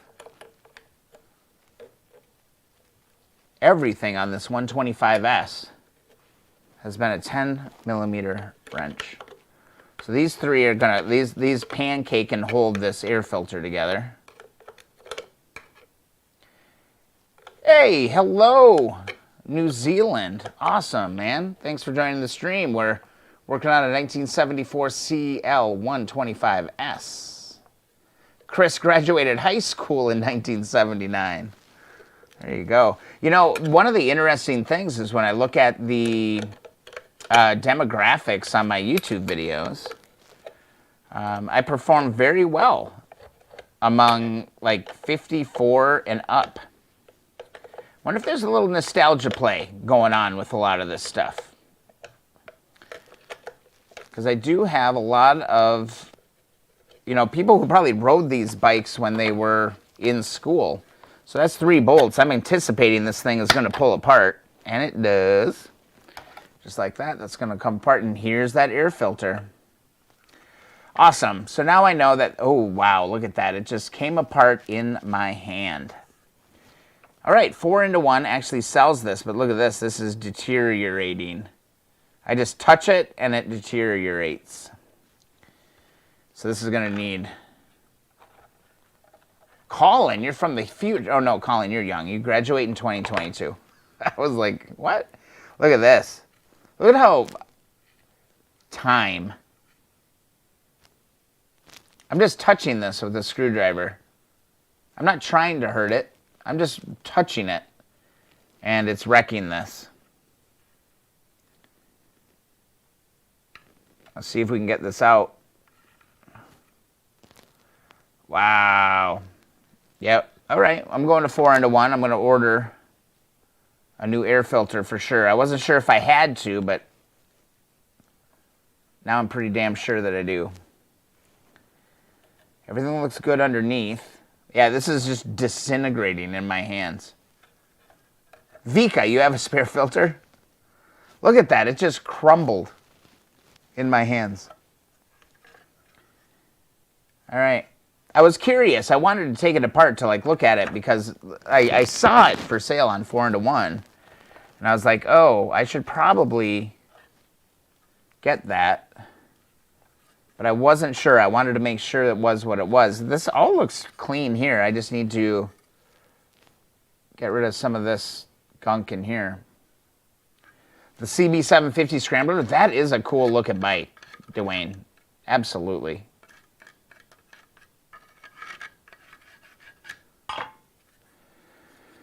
Oh. God, I love those stickers. What does the sticker say? Remove air filter element. Wash air filter element in clean stottered solvent and allow to dry. I don't even know what stottered word it means. Soak air filter element in clean gear oil. Okay, so this is oiled.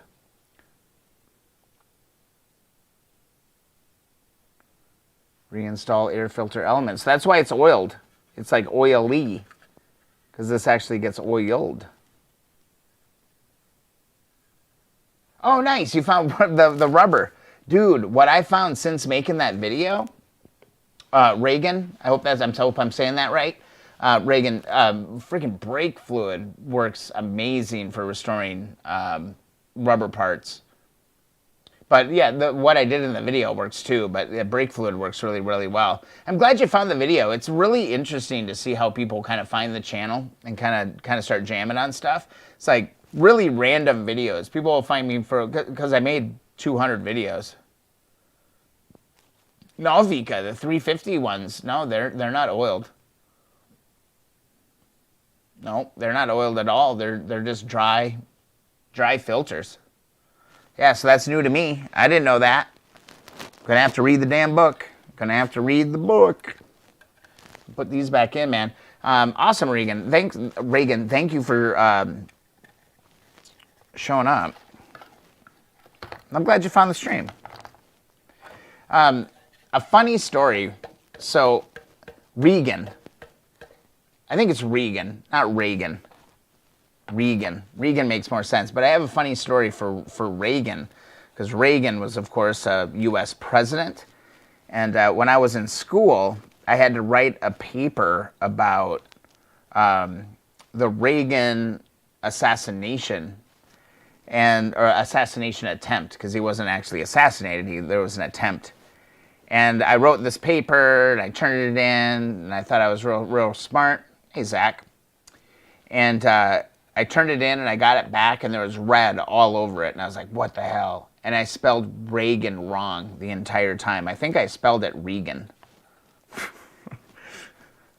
Yeah, so, yeah, real whiz kid there. Spelled the president's name wrong throughout my entire college paper. Cool. All right, so I do absolutely 100% need to deal with that.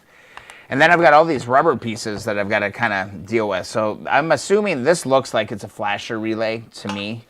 I'm pretty sure that's what it is. This is broken. It's kind of worthless, kind of dead to me. So I'm just going to kind of walk this off. Hopefully I can find another one. Zach, how are you, man? Good to see you. And then here we've got a couple rubber stoppers. There's a center O-ring, or like a spacer that we want to take out first. And then see if we can push these out gently. Yep, these are all malleable here. These are feeling pretty good. I'm gonna go ahead and put that spacer back in there. Do not lose those spacers.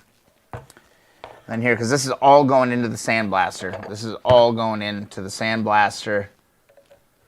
Oh, it'd be so cool. Man, if I could knock that all out in like one afternoon.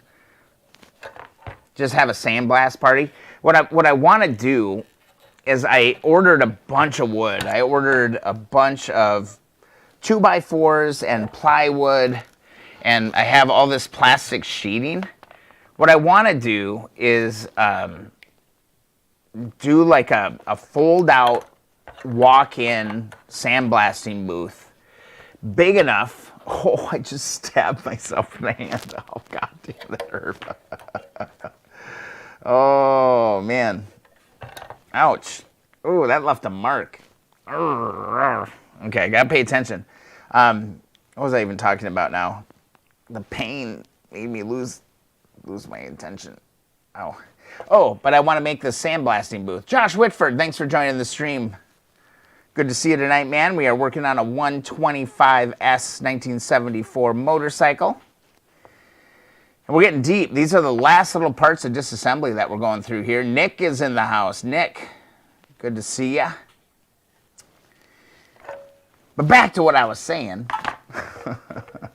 I really want to do like a walk-in, fold-out kind of a booth, like that I can sandblast frames in, because that stuff's messy, man.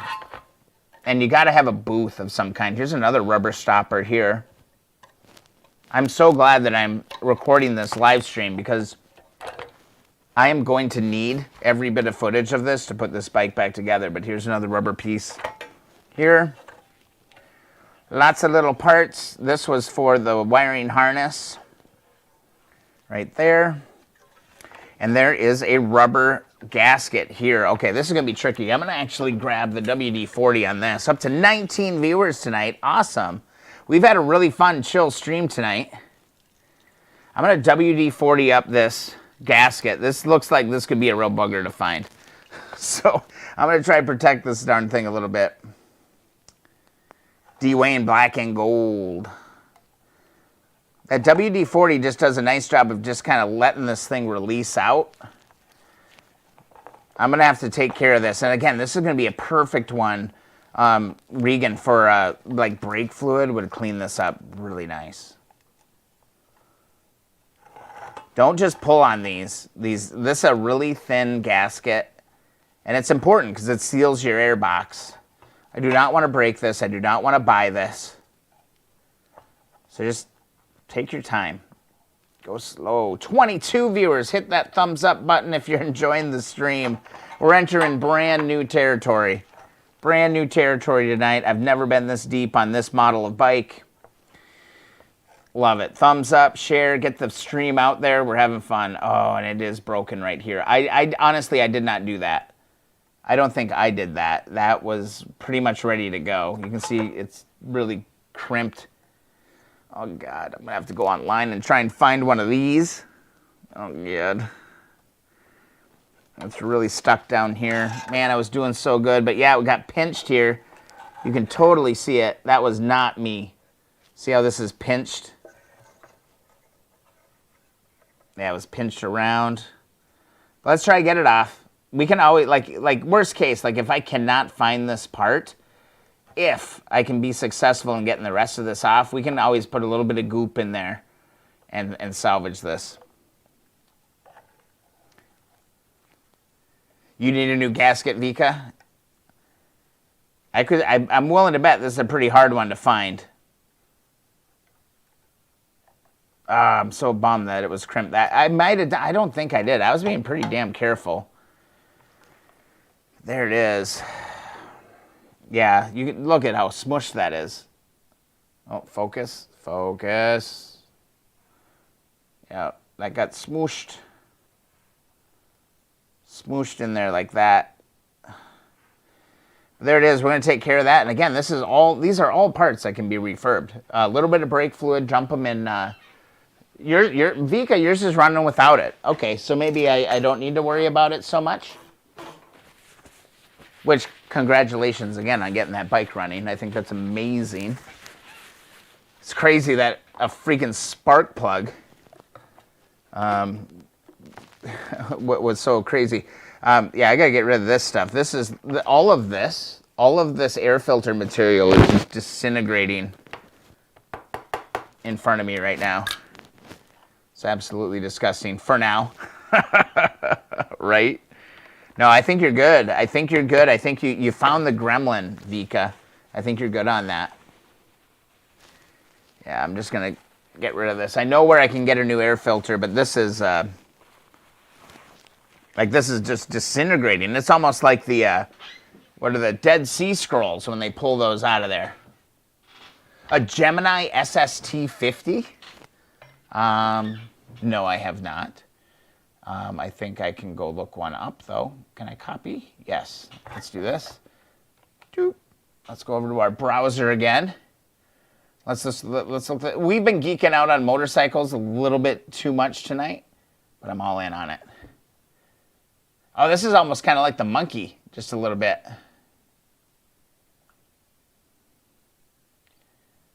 That's fun. Like, man, if you had like some property just to like roll around on, this would be a lot of fun. These would be fun little bikes.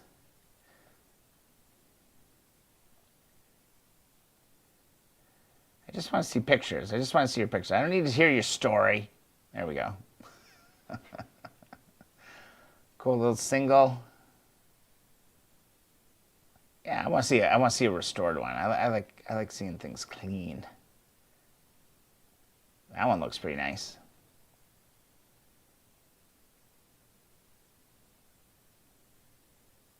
I mean, those little fun, they'd be fun little bikes. It'd be fun. Oh, I gotta go get my World of Warcraft. Just hold on, guys. I gotta go on a break. I gotta go download this. 70 Gemini SST 50. $2,300. Complete though. Complete bike. That's cool, dude. That's fun. You know, go join the Keep On Wrenching community group and share pictures with it, man. People are posting all their projects. It's not just Honda stuff that we're working on. It's not, you know, it's not just 350s. It's literally everything. I mean, I don't know anything about a lot of the stuff people are buying, but or working on, but it's pretty nuts. We're helping each other along the way. Post some pictures. Post some pictures. Let's see if we got any more member requests. If you're not a member, go ahead and do that. Nothing new yet. YouTube channel's cruising towards 7,000. Cruising towards 7,000. And also, if you'd like to support the channel, don't forget you can always support us by grabbing a little bit of merch. Go grab yourself a little bit of merch. Got some cool stuff. Just fun stuff. I love the KOW mug. It's worth the money. It's worth it. I drink out of it every day. I love it. I love it. I love it. It's good stuff. So much stuff. Such a mess that I got going on down here right now. I'm just trying to like pick this old air filter out of the table. Had no idea it was going to disintegrate so fast. But this is sandblaster. This goes into the sandblaster. All this stuff goes into the sandblaster. So that's all good. All good like that. Terrence. Thank you, Terrence. Grabbing the neck gator. Awesome. Wait, neck gator, a t-shirt, and a mug. Let's refire that one more time, actually. What? Terrence. One neck gator, soft style t-shirt, and a mug with a lid. Terrence supporting the channel, coming in on that. Thanks to you, Brian, and the Keep On Wrenching community. My bike is back on the street. Vi bought a sweatshirt. Oh my goodness, how cool is that? That's amazing. Okay, so I got to finish Terrence's message first. I'm showing my appreciation by flashing the KOW logo wherever I go. Thanks again, Keep On Wrenching. Thank you so much, Terrence, for the support on the live stream. And then Vi, the sweatshirt, got another one running thanks to this group. That is amazing. Thanks for being such a great group, helping each other out, and giving me people to rant about bikes to. Vika, is that you? Vika. I bet that's Vika. Dude, I'm so excited that you got that. You're getting these things going, and you value the group. So thank you so much for that. That is incredible. I hope that sweatshirt is comfy soft. I love the t-shirts. The material is fantastic. Thanks for the support, everybody. It means the world to me, honestly. I really love it. Okay, so I'm going to get a bag. So I'm going to practice what I preach here. We got all these parts. I got all these odds and ends going on here. Here's the protective sleeve. And I'm going to go ahead and put this stuff in a bag. Again, thanks for the support, everybody. It's incredible. No words. It's just so damn cool. I'm going to take all this, and again, this all has to get refurbished. Vika donated $85 firing off the freaking Airwolf sounder. Oh, Vika, you don't have to do that. You don't have to do that at all. That's huge. You don't have to answer. Okay, Vika, thank you so much. You're a very valuable member of this community, and I'm so glad that everybody was able to like help and keep you moving forward on this bike, because you sounded a little down that one night. You're like, I might just walk away from it, but you came back, you did it. I'm really proud of you for that. Yeah. Oh, Vika, thank you, thank you, thank you, thank you. And I'm so glad that I now know how to say your name right. Regan, don't worry about the questions. Just ask to join. Let's get you in here, man. Let's get you in the group. That's incredible. That's incredible stuff. What a great group. Tula Tom, what color sweatshirt did you get? Crazy. We're doing cool stuff. Here we go. We got the accept, and we are approved, man. Let's see some pictures of that. We'll go back into the feed once you get that posted. Oh, yeah. We have a really special little group going on here. I really do believe that. It's very, very supportive, and everybody's very, very cool. Just great. And we're all making wins. And plus, like, every day there always seems like somebody has like a different challenge or something going on. So, fun. All right, here's all these parts. They are in a bag, and they go back in the pile. These go into the sandblasting pit right next to the frame. And the next time you guys see all of that, we're going to have that stuff all painted. It's going to be good to go. So I'm going to go ahead. I'm going to take my 3 bags of parts, get these over on the table over here, just like that, and go from there. And then here we just got the air filter, so I just got to follow the instructions on the sticker that is still intact on the bottom. Colin, come on back. Come on back. Got to follow the instructions. I need to just print the manual is what I really need to do on this 125S. I'm kind of operating off of what I know of the 350s at this point. And I think if I keep kind of operating with that mentality, that could get me in a little bit of trouble, because I'm probably going to miss some important details. It's a fun stream. I'm having fun tonight. It's gone a little bit different than I thought it was going to go, 100%. But this is still working. The Evaporust inner tube is still working. It is still full of Evaporust. I think it's going to work.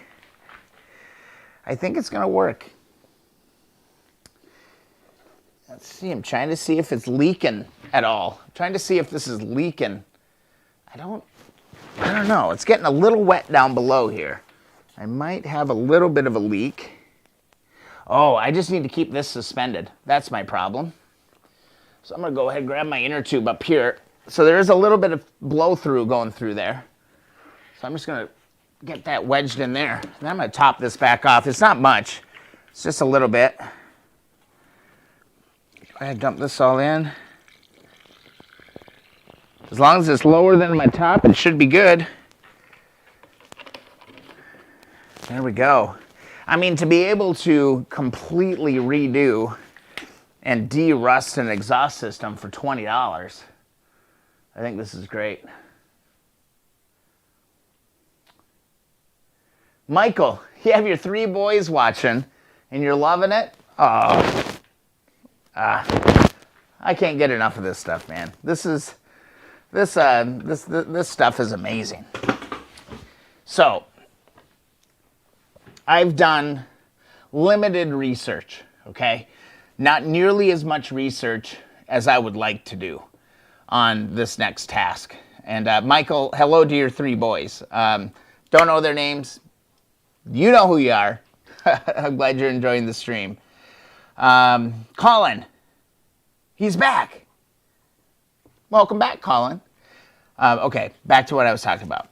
Okay, yeah, Colin can't give up. I've done limited research. I really don't know what the hell I'm doing. I'm going to be honest with you, okay? But I think it's important that we all kind of get the feel of how all this stuff happens. Brad is in the group. Brad, give us a little bit of an update, either in the Facebook group or in the chat about how we're doing on the 1972 CB350 that we made a ton of progress on last week. It was amazing. But anyway, back to what I was saying. I am not an expert. Disclaimer. I have no idea what I'm doing, and I'm basically learning this from the ground up. But I'm going to try and true my own wheels. David's in. Everybody's starting to climb in here right now. This is amazing. This is fun. This is good. We're getting, and it's all the usual suspects. We got a freaking great crew.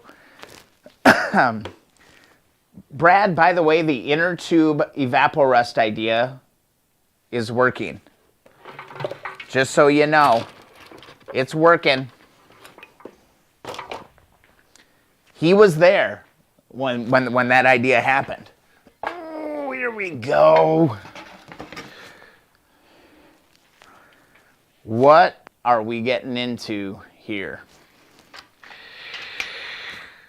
So, I feel confident with lacing wheels. I feel confident with installing bearings. I feel confident with a lot of things when it comes to this, but I've never trued wheels. And I do need to just do more research and figure out exactly how this goes. But I do kind of just want to show a little bit about what this process is looking like. So when you're truing wheels, let me just adjust the camera here just a little bit. I want to give you a little bit of height. Look at the rim, it's nice and clean. It was not your idea, Brad. No, it was not your idea. 100% it was not your idea. I remember the look on your face when I said it. Don't try and steal my glory. So, here is the wheel truing setup. Right now, this is my front wheel. And I'm telling you, this is some nuanced stuff, okay? I'm going to be very careful with how I approach this. I want to make sure that I do it very, very carefully. And I want to make sure I do it right. The idea is that you need to true your wheel so there's no vertical rise or horizontal sway. And if you look, it's going to be tough just with the zoom angles. But like you can see, like if I tighten this, you can hear the scraping. So that's not true. I have a high spot right here. So according to everything I'm reading is I should be taping this spot off and then tightening the opposite side spokes, right? So here's this front and back. So you have side to side. It's a mind blunder. It is very, very difficult to do that. Brad, you can't steal that idea. That was totally my idea. Like, unless I'm a total narcissist. Pretty sure that was my idea. But I got a lot of sway here. And what you're going to end up doing is adjusting each one of these. Going through here. Yeah, BT must be busy. I haven't seen him in the chat yet. That's okay. So this is what we're looking at. But there you can hear, there's a high spot. So then we're going to mark a high spot and do that. So everything that I read so far said, don't worry about the horizontal sway. What you want to worry about is the vertical sway first. So let me see if I can give you a look at this. Be pretty cool if I can. So here's a look at the wheel. So here's my adjuster. And the other thing is, too, is that you got to keep it, the actual truing stand needs to be level. So there's an adjuster down here. I don't know if you can see that. I can turn it so you can. But there's like an adjuster here, and I put a level on it. So I know it's, I'm not finishing this tonight. But you need to make sure your truing stand is level, Okay, and there's adjusters on each corner to do that. And then you want to focus on, so see how I turned it? There's grinding here, and then it loosens up. So here, this would be a sign right here that I would have tape and I would mark that. Okay. Oh, I didn't have my clamp tight. Okay. Tighten the clamp. So this is straight.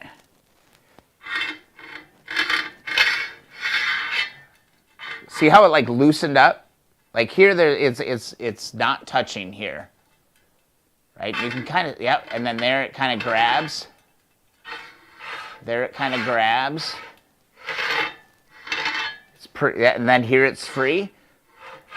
So the goal is, on all of this, is to adjust the high spots, okay? And if you look close, yeah, Nick, it's a really cool stand. Let me take a step back here for a second. And again, guys, I'm just learning how to use this stand, okay? Here, pardon the camera movement. I found this at a garage sale, and get this, it's made in Japan. The guy I bought it from said it came out of an old Honda motorcycle shop. This would be fun to refurb just on its own, right?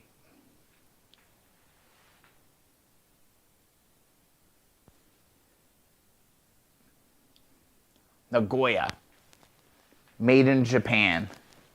It's a legit. Apparently, if I trust what the guy told me, and here's all the connectors, so you can raise and lower all of this. Here's your center adjusters. Here's your sway, or your horizontal sway can all be adjusted through here. And then it's got the pin, like it's a legit chewing stand. So if I could learn how to do this, yeah, David, total vintage. Like this I don't, like, this is legit. This is what they were probably using in the 60s. Let's see if there was a number or anything on it. Be fun to refurb this, or I mean, just leave the damn thing alone. But here's that adjuster I'm talking about, so you can level the whole unit. And then you just lock it in. Just like that. And there, like I'm stuck. But you can really get an idea pretty quick as far as what's going on. So then here you've got your adjusters here. You can tighten all of this down. So I can tighten this so this doesn't move. And this one, same deal. Can tighten this. I can't do it with one hand. But then here you can see you've got these adjusters here. And I can come in and say, okay, so I've got my wheel set here. I can go down. Let's get this. And now there's tolerances in the manual as well. I don't recall what the tolerances are, but it's like less than 2 millimeters. It was like 1.3 millimeters, something like that, tolerance. So then you can set your tolerances on each side.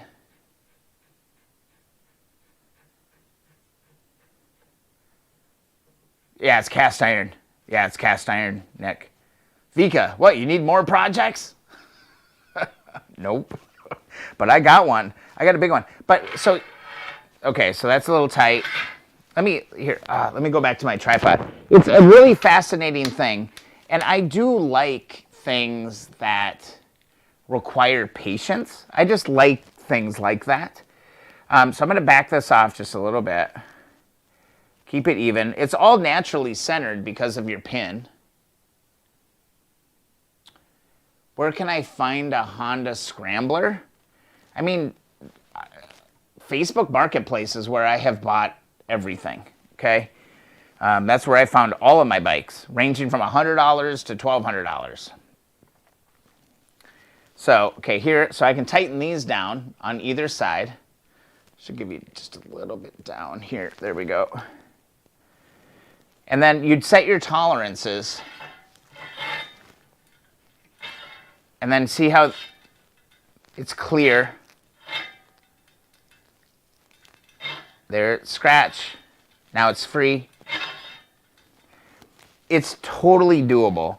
I see the concept. Now it's like about like putting it into practice and figuring it all out. I was messing with it a little bit last night. I was like, okay, I kind of get it. Marketplace is a dangerous place, but it's also a beautiful place. So here's kind of our adjusters. Like, so to center your wheel, you can actually just kind of work it on both sides. Let me move you back just a little bit so you can kind of see the operation. Again, I am just learning how to use this. If any of you have ever trued wheels, I am open to your input. But like if you want to center your wheel in the truing stand, you can just move, you know, the pins. See how it's moving to the side? And you can go back in and move it and put it wherever the hell you want. It's a little bit stressful, but once you get it in the right spot, like once you get it in the right spot, it's pretty obvious.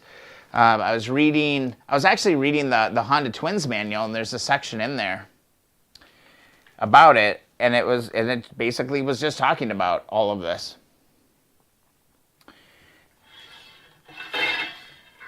And you just want to you want to get it to this point.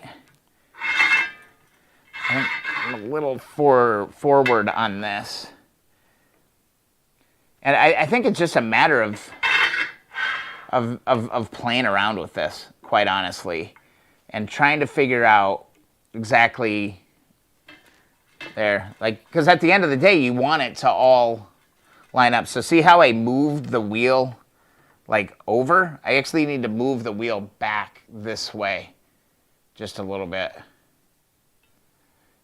So I'm going to go like this.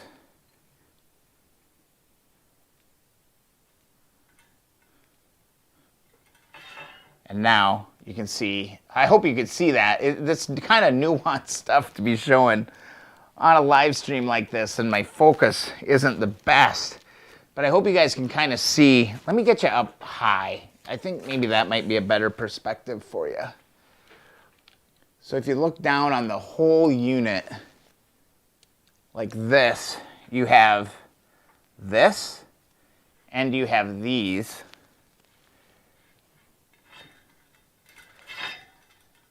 And you can hear the scrape. So here's a high, here is a site with horizontal flex, and then here is where I'm really looking for vertical. But they said start with vertical. They said don't worry about the side to side until you get your vertical figured out. So what I feel like I need to be doing is to be looking at it like this.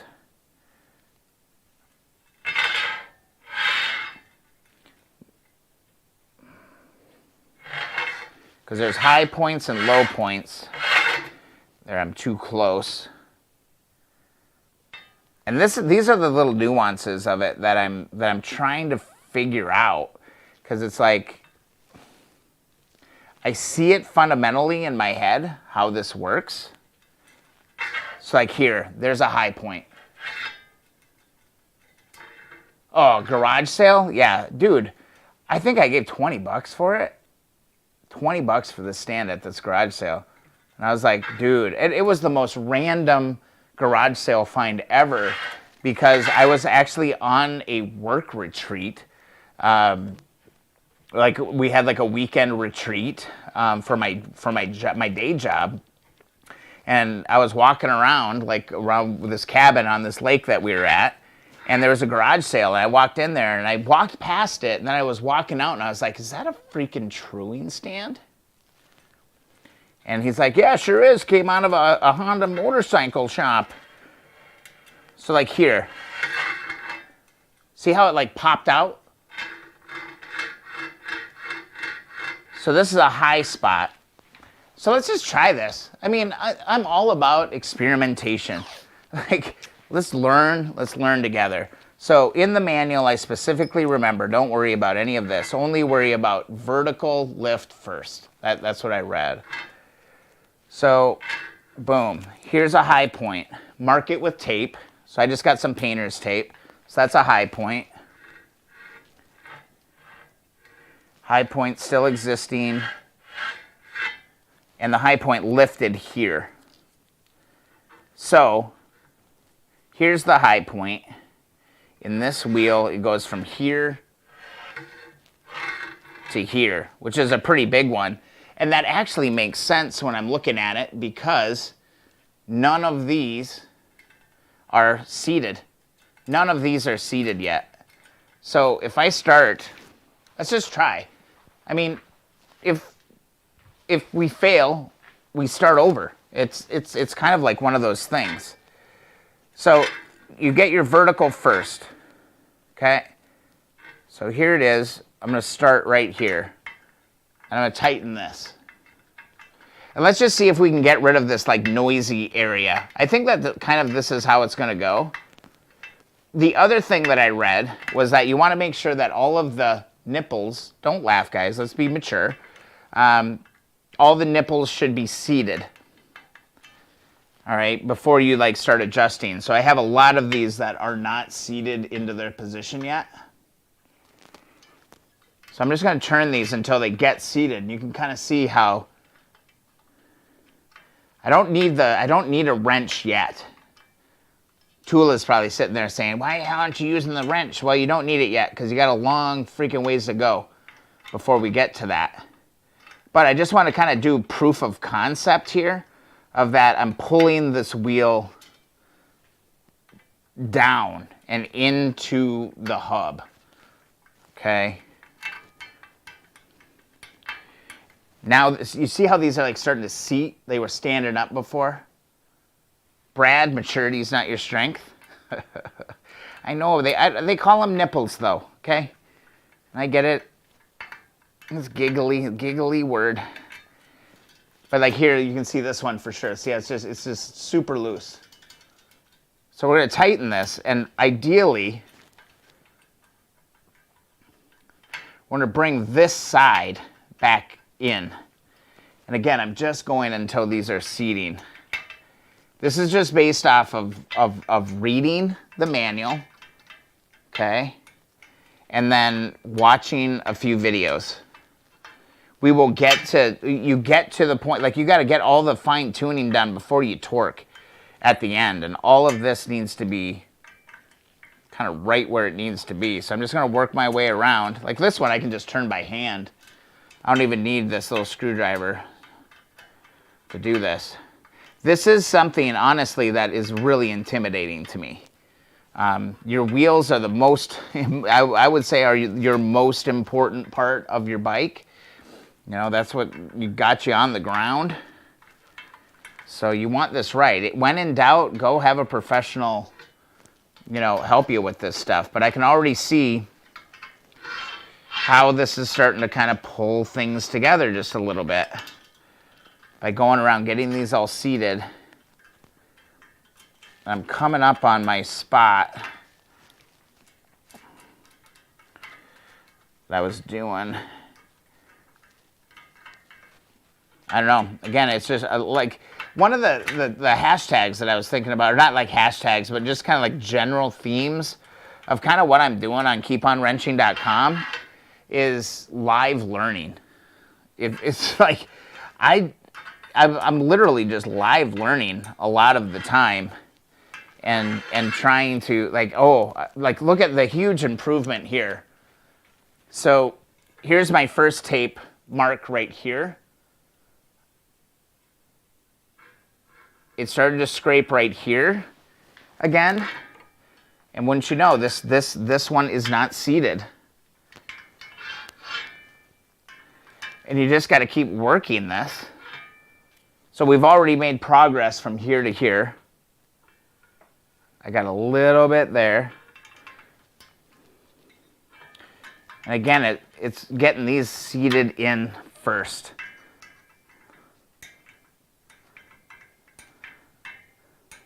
Yep, this one's out. Yeah, that's pretty much, yeah. I wish that you could, there, it's right here. And then see how this one's not seated? That's how it goes. Yep. And it's going to get to a point where I'm going to need to use the actual wrench. But I think just to start, we just try to get this thing trued, or get these seated so we can move through the bike.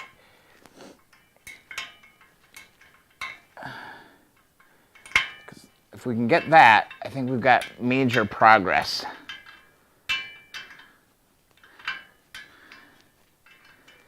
What I'd like to do is just for like proof of concept of just get this thing to pull together on this one side. And then here I'm getting to, this is getting seated. This is tedious. This is super tedious stuff. This is not something you rush. I mean, so on my first 2 bikes, I did not do the truing myself, obviously, because I'm just learning how to do it now. But it was very expensive. It's like $50 a half an hour for a motorcycle shop to do this. And depending on their skill level, I have a really good little local motorcycle shop with a kind of just an old veteran. You can just tell that, you know, he's been around, he knows what's going on. And here you can see another spoke right here. This one's loose. I can turn this one by hand. So I do think I just got to work around this whole thing and get all of these kind of seated into position. And then we start to get into the truing of the wheel. Because it's not doing you any good unless these are seated. So it makes sense when I read. You know, it's like, hey, make sure that you're in good shape. Hey, Brad, by the way, look how clean the inside of this rim is. Ooh, interesting. Here it is. Here's our first tape mark. Now we're almost to our next tape mark. Before it was like catching like here. Now we're already moving through. So it is working. It's just it's friggin' tedious. This is some tedious stuff. So I don't know how thrilling of a live stream this is making. I find it fascinating, to be quite honest. So like there, hear that nick? Okay, that's at the bottom edge. And then we're just like right through here. And here, you know, like these are not seated. Got to pull that wheel together. Once you get them seated, it feels like everything's going good. And again, do your own research on this. I am live learning right now. Just trying to get a feel. Brad, you did right by that rim. I was not as patient. Yeah, I just got that little ways to go. It's very interesting.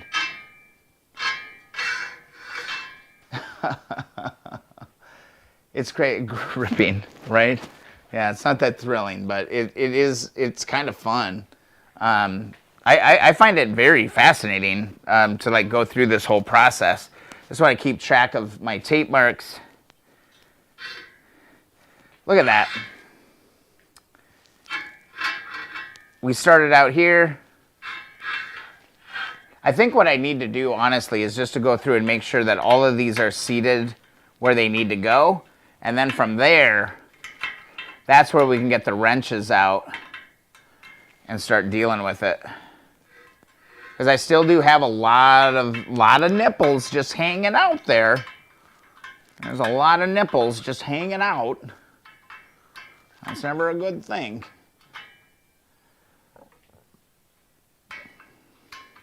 We will not get this done tonight because, you know, I want to keep learning. Like so many things, like I'll do them 3 times. I'll do it one, like lacing the wheels. You know, how many times did I do that and then take it apart and then put it back together, or learn a lesson from one of the times that I did it and then do it again, take it apart, and then just figure it out. And then, you know, lacing this wheel, ooh, there's that one spot right there. I think I could honestly really get into this. When it's kind of like sitting here right in front of you, you get kind of a feeling on it. You're like, oh, okay, I see what you're trying to do. For now, I'm just going to take this off for now. I'm just going to work my way all the way around the wheel. Brad, I did say nipple. I said nipple. And you really don't want to have your nipples slip. You know, that's never a good thing either. So you just want to be real firm in the pressure that you apply to the nipple to make sure that they don't slip. I'm just going to work my way around this and see if I can get these all to slip into position.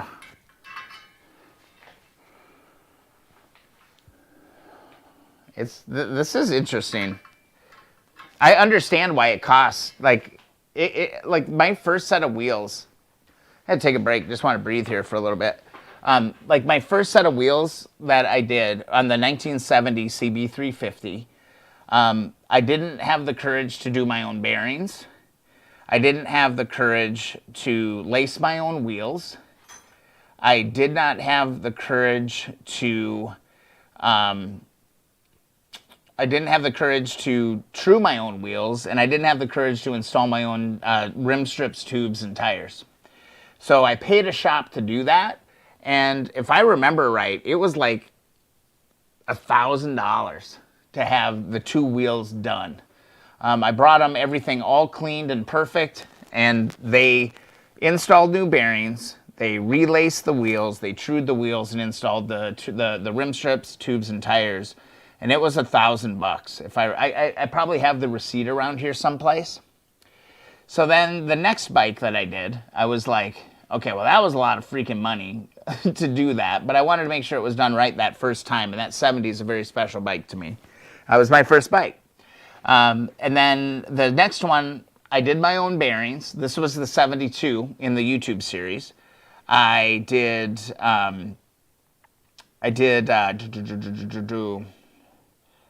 bearings myself. I laced it myself, but I didn't true it. I didn't true it, and I didn't install my own tires. So I still wasn't in the tire mode. And that came back, and that was like $600, I think, to get that done.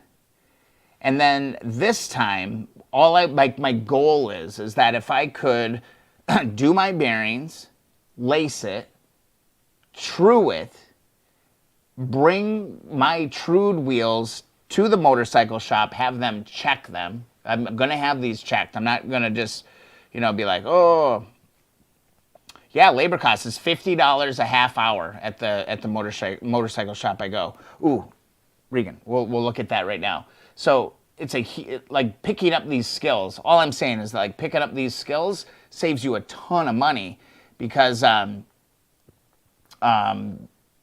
gets really expensive at $50 an hour. Let's see. Let's go check this out. I want to see this bike. Let's hop in here. Home. Here we go. 141 members. Here it is. Found my oh, it's so cool. It's your grandfather's.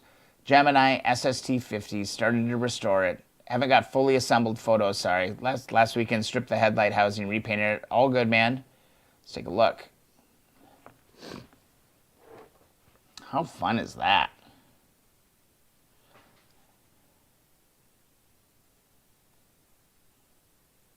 There it is. Little powerhouse. Look at that.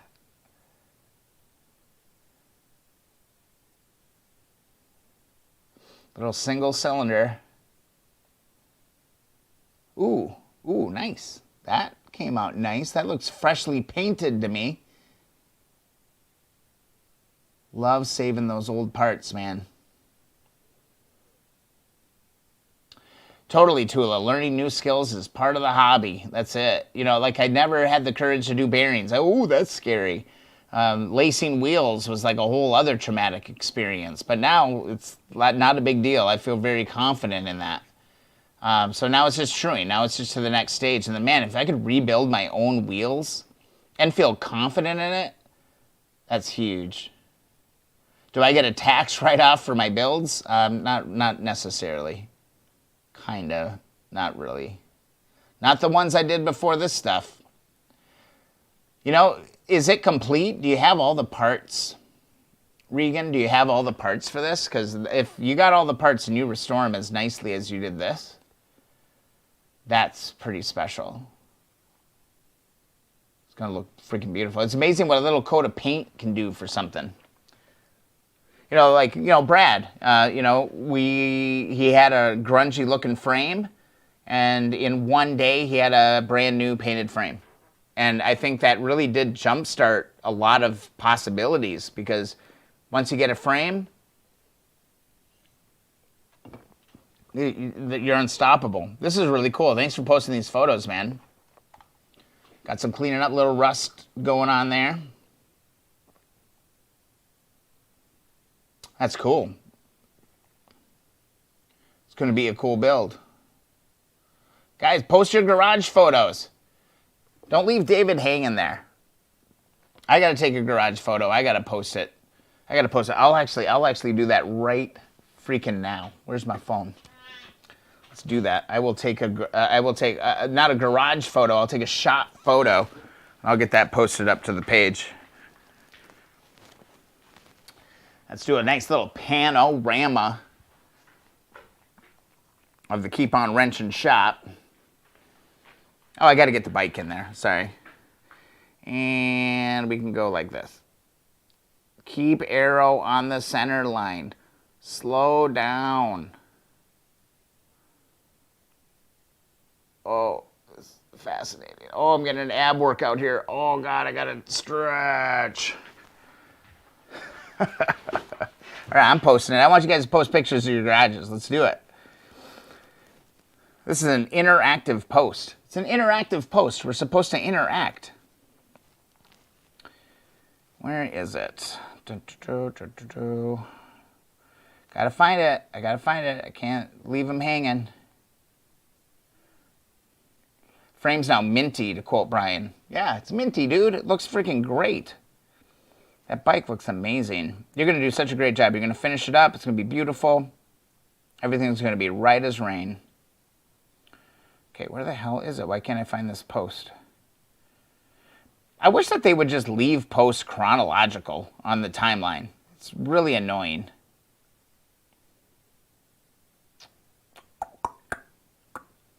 What the heck is that post? I hope you didn't get mad and, like, leave and be like, nobody liked my post. Yeah, the monkey's cool. I like that. There it is. Comment. Photo. Boom. Go to Keep On Wrenching Facebook group. Keep On Wrenching community group. Boom. Photos in. Should be uploaded. Let's go back over there and take a look at that. 22 viewers tonight. This is awesome. Big thanks to Vika for an $85 donation. Incredible. And Vika also coming in, bought a freaking sweatshirt too. I'm just blown away by that generosity. Take a look at this. Here's my photo. Oh, where'd it go? Where is it? One more comment. There we go. There's the shop. There's my little corner of my world. Right there, tools, truing, little light for where I'm sitting at the table. There's my little work table. There's the Apocalypse bike. Everything. This is my little space, man. What I love about these bikes, man, is you don't need a lot of room. You don't need a lot of room to work through these things. Goats ate the wires. I mean, goats will be goats, right? They're going to eat the wires. They're going to eat the wires. It's all good.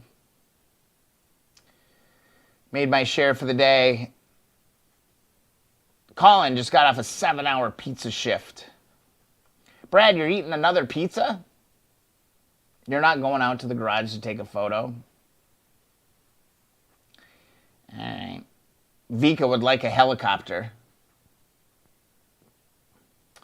Regan, my workshop is my deck. I have no workbench or anything. You don't need much. I mean, if you have a 5-gallon bucket and a couple 2x4s, I think you can get this stuff going. Pano shops. David, absolutely. Got to get us in the shot as well. I think I did.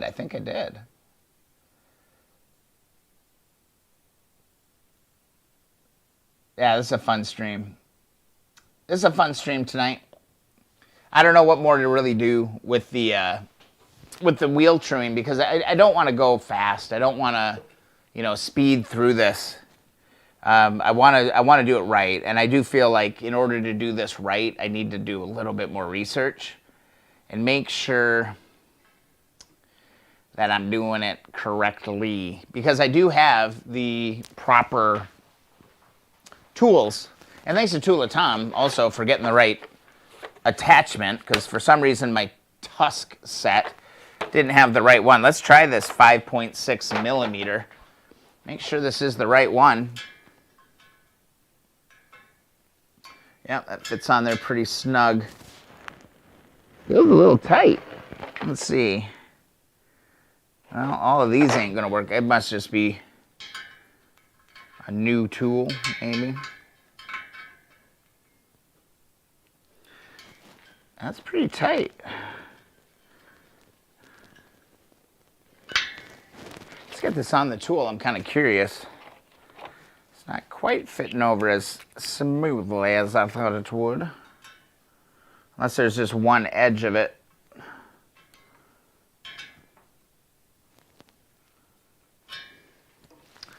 I'm not sure that 5.6 works on this spoke. I mean, it's turning it, but it's not slipping over it. Interesting.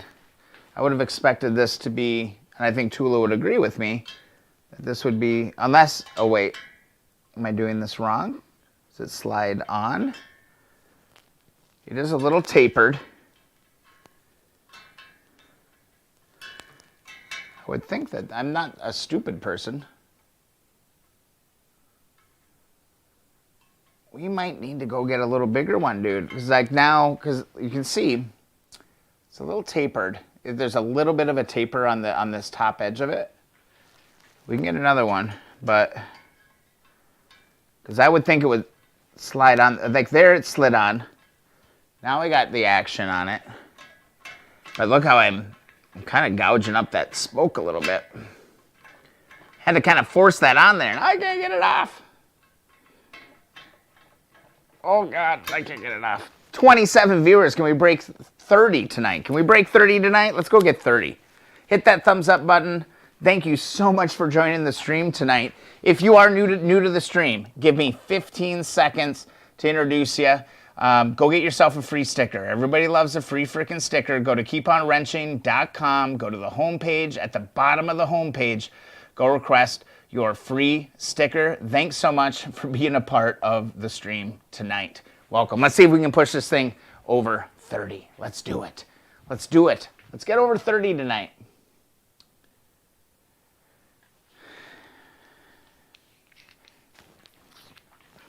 So Tula, Tom, and I, we're going to share this tool. I feel like we need a 5.7. Yeah, it's 5.6 millimeter. I feel like we need a 5.7. So we're going to share this because he's going to redo his stuff too. I would think that would fit. I would think it would fit. I think I have one other nipple left over. Oh, I can't help but giggle sometimes too. Yeah, it doesn't go on there. Unless it wouldn't go this. No, it doesn't go that way. Yeah. Now, are these lopsided? That's my other question.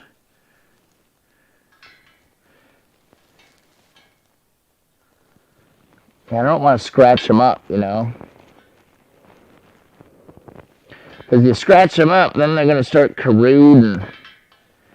Yeah, Tula, we got to do a little bit more research, I think. We got, oh, like it slides onto that one, but if I slide it on anymore, it's going to get stuck, and I'm going to have to pull it off. I think it's a, yeah, like, see, it got stuck on there again.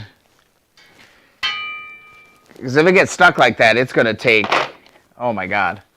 How long is it going to take to do that? Okay, this one's too big.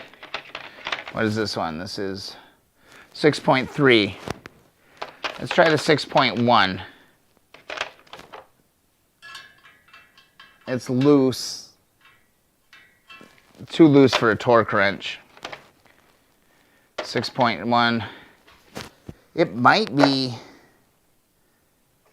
just be a 6. Yeah, it's 5.6 or 6. Let me get my micrometer to see what size this is going to be. I'm very surprised. All right, let's see if we can get a measurement here.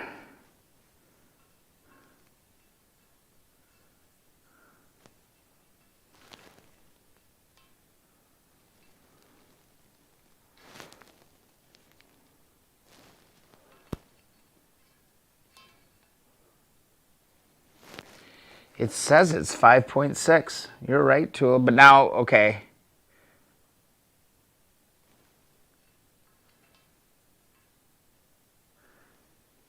It says 5.6. But I'm looking at it, brother. Let me take it out of the tool here for a little bit.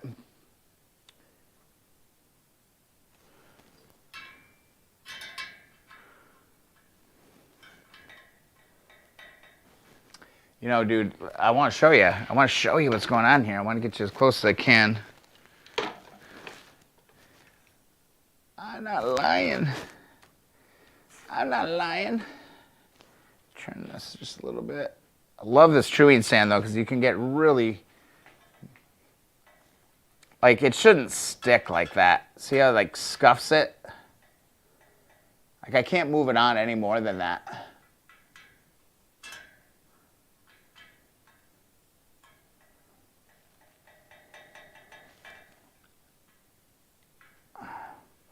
Let's try it at 45. I'm trying to slide it on because, again, it is like a little bit of a pitch on that.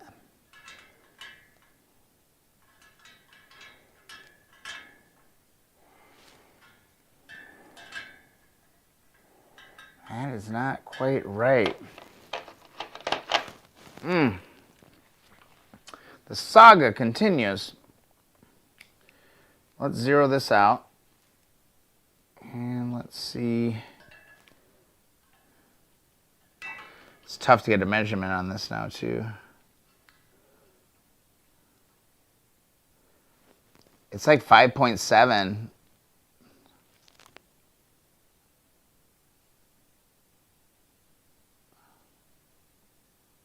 Yeah, it's like a 5.7. Did the camera just fade there? That was really weird. Yeah, it's the wrong size. It's a 5.7. There, I feel really good about that. It's just a hair too tight. It's a 5.8, so if I go... And there, 5.7. Yeah, well, Colin, I'm not worried about it. I'm not finishing this tonight. This is just kind of for fun. I'm trying to get used to this truing rig because this is no joke. I need to make sure this is right, so when I'm going down the road, it doesn't do it. Tula, do you see, like, in the description of those spokes, I believe, did I get these? I think they were common motor spokes. Did they say what size those are? Just want to set this up. This is kind of a fascinating little tool. And you can definitely see the lift. Go down, see what kind of a shot I can give you here. See how close I can get you without my zoom like dying. I gotta get you up a little bit higher.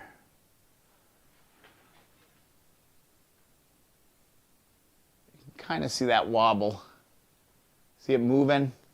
I think it should be unnoticeable. And there are just little variances that you can deal with. Regan, I've been trying to hot glue all the outside screws and bolts on the bike. Hot blue or hot glue?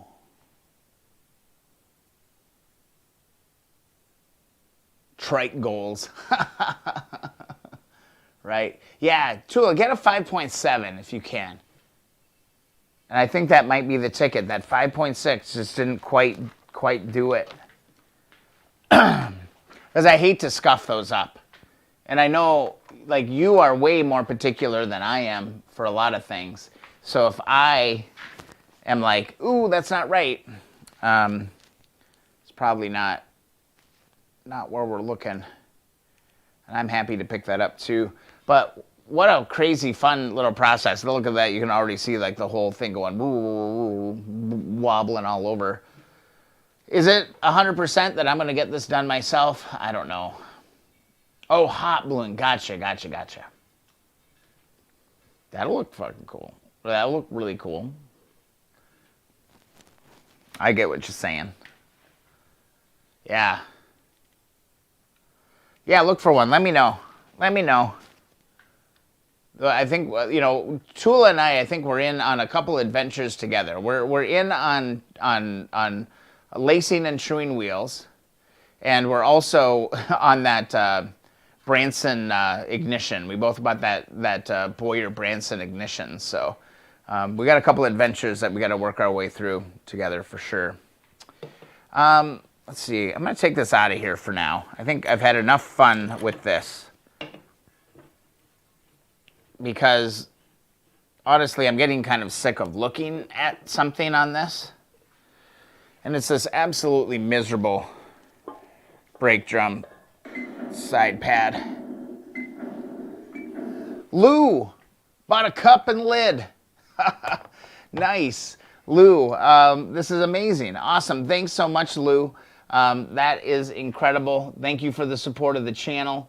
And one other merch from the store. So, man, this has been an incredible night.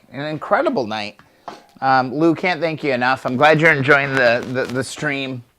I'm having fun tonight. It's good just to have the banter. Oh my God, it's like not just me sitting down here in the basement all alone, you know, being like, well, what should I do now? It all means a lot. Thanks so much for doing that, Lou. Coming in with the cow cup and lid. That's what he got right here. It's a Yeti. All right, it's good stuff. It's a good cup. I got some coffee in here. I'm gonna take a little drink of coffee in my keep on wrenching cup, and it's good stuff. Here's what I'm looking at right now. This has been bugging me. A little bit, and you can see I tried to like start scuffing this one up just a little bit. And the problem is that it's got clear coat on it. My worst freaking nightmare. So I think what I want to do tonight, let me get a camera positioned so you have something good. Just like that. And what I want to do is I need to strip that off. So I'm going to crack the window just a little bit. I'm going to just hit it just a little bit with this. There is not a lot of this. Crack this window just a little bit. Oh. There we go. And I'm just going to hit this.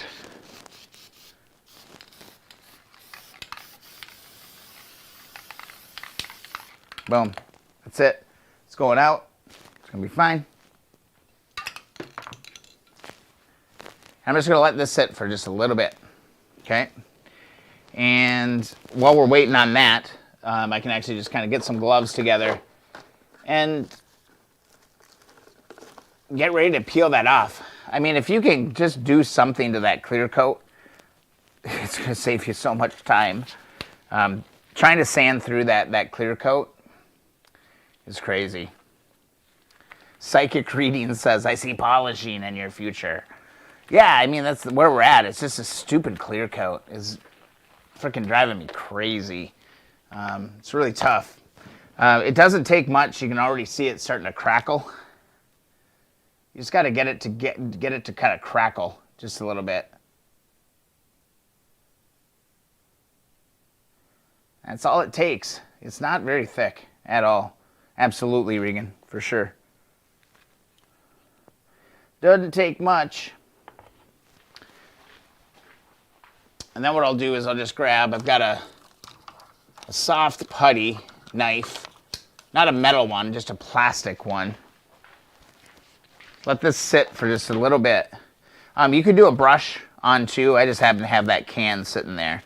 I was like, it'd be good enough. Let's just get it over with and do it. And then, hopefully, just quickly polish and clean this whole part. But you got to break through this clear coat. You're going to burn through so much sandpaper trying to get through that. I degreased it all already, so it's nice and clean. The seal's in really good shape. I'll have to re-grease and repack this whole area. Right now, I just want to kind of get this kind of off of there. So I'm just going to kind of let that do its thing. And again, you know, some ventilation, very, very key to that whenever you're doing stuff like that. But we can just let that sit here for just a little bit. Old Yeller voice. Wire cutters, can't find them. Titanium finish. Bluing, like on a rifle. Yeah. I get what you're saying on the bluing stuff. Probably haven't let this sit quite enough yet. But actually, look. Actually, it doesn't take much at all. See how I just scraped that? That's coming off. The stupid clear coat is the most frustrating part of working on these things. Yeah, it just took it didn't take much at all to knock that off. Look at that. And underneath this miserable clear coat is this amazing aluminum.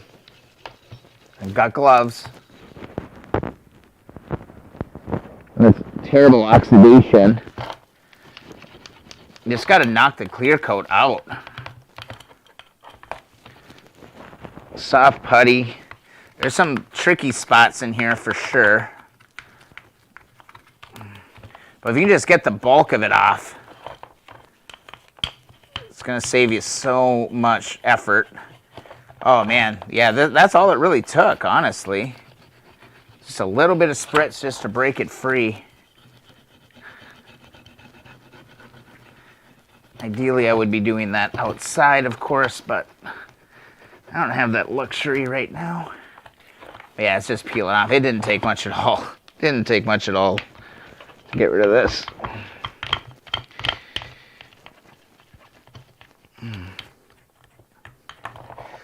Regan, I don't like clear coat and stuff after I polish it. I just like to maintain it, keep it waxed, keep it clean, because otherwise, eventually, you end up right back here.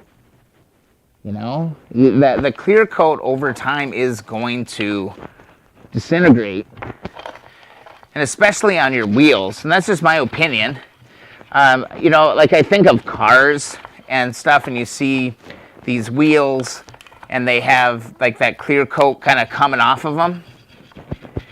It just looks like garbage after a while. It might look good for a year or two, but after a while, it's gonna come off, you know? So no, I haven't clear coated anything. I just clean it really, really good to do that. Yeah, Zach, that's exactly the plan, man. I'm just trying to knock off the most of the easy stuff that I can get, and then 3M pad's gonna knock all that off. But look at that, remarkably, just that little spritz of a little bit of cleaner, you know, really just took care of that. Let me hop over here. I need to just cut I need my scissors. What did I do with my scissors? Oh, my scissors. My scissors are right there. Having a bunch of 3M pad is very good. Again, that's just knocking off that annoying freaking clear coat. I could go for like maybe one more little spritz, but I don't think I'll do that. I'll just fight through it from this point. It's always nice to just have a little bit of a battle, you know? I wish I had like a paint on. Would be really nice. But yeah, this is knocking it out pretty good. But like, look underneath that clear coat. That is not going to take much. It's not going to take much to clean up, man. Put a little bit of time and effort into this, and it's going to come out.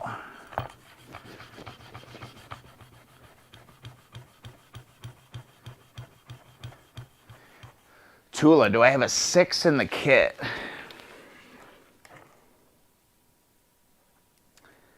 No, there's not a 6 in the kit. 6'1", 6'3", 6'6", 6'8", 6'9", 5'6". I feel like this kit, when I bought it, was missing bits. I feel like it was like a returned item or something, and it didn't have all of the bits in it. But yeah, no. Interesting. Shoot, man. Like, who knew this was going to be such a darn thing, right?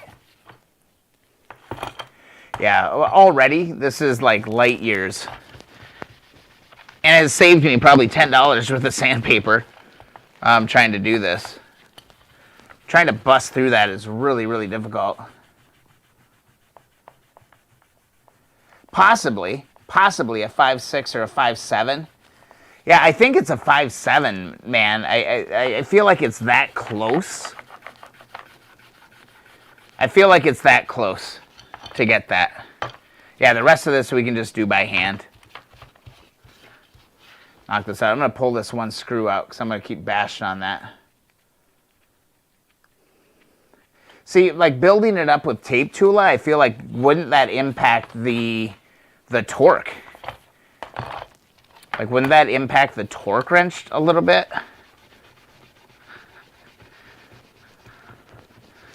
Yeah, this is going. Okay, so honestly, the one type of sandpaper that I would just always purchase is 400. 400, you'll be able to blow through a lot of stuff. Wet 400. Before you hit a polishing wheel, just use the wet 400 on everything and get it all knocked down.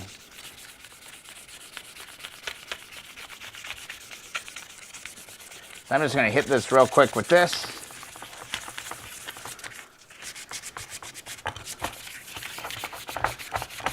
See how close we can get.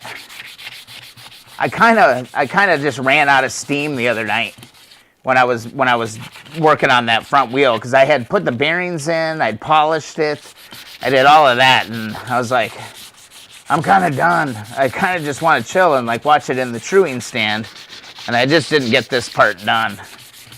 And you don't have to go crazy with the 400, but you do need to go a little bit. There has to be the right size Tula. We'll find it.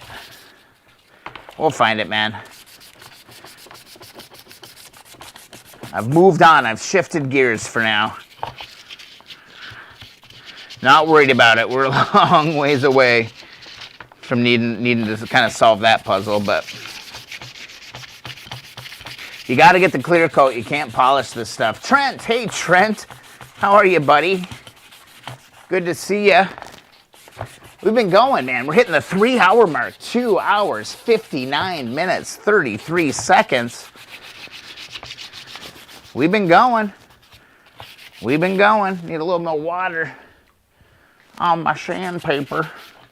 I'll just keep doing this. Like you can already just see, you know, this little bit of effort that we're putting into this. Knocking off that clear coat definitely helped make some progress. And then getting in here with the 400 knocks this out. Yep, yeah, always wear gloves for sure. Always wear gloves for sure, and wet sanding is the way to go. Yeah, garage ASMR. Yeah, I'll shut up for a little while and we'll just enjoy the sand.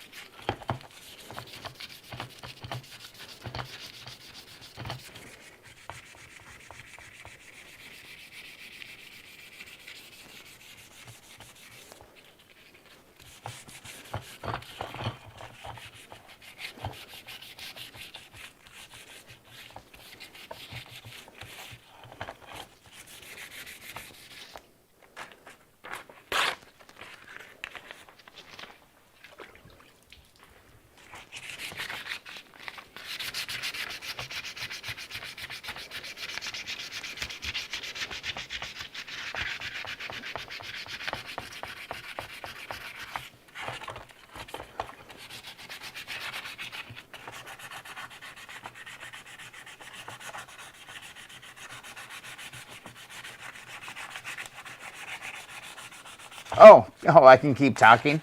Okay. I was kind of like, I mean, that was just a glimpse into my world right there of like what it's like working on these alone, right? You're just kind of sitting down in your shop, just sandpapering away.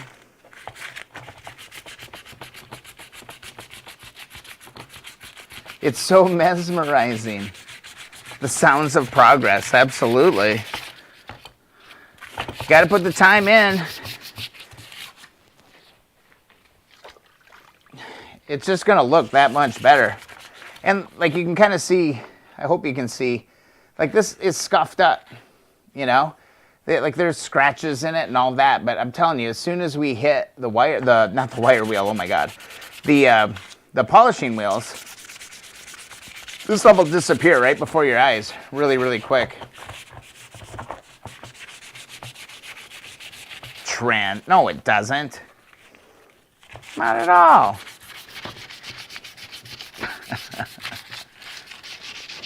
Oh.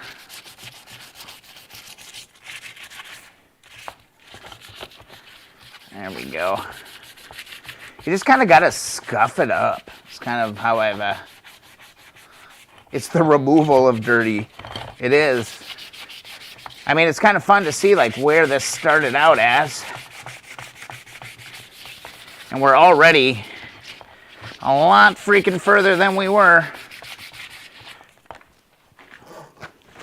Have a little piece of paper towel. Let's give this a wipe. And there you go. We're kind of down to that bare metal. That's all it really took. A little bit of that 400 coming through. Give it a wipe.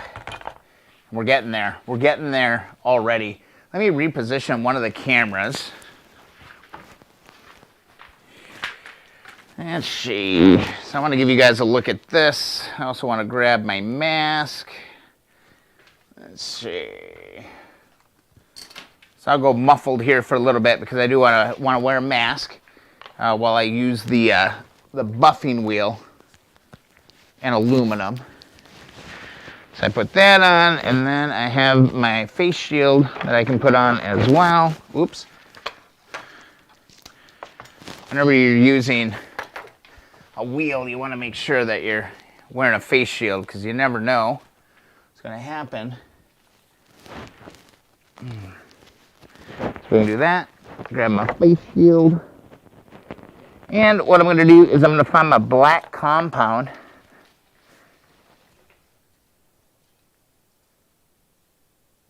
All right. You guys should have a good view of this.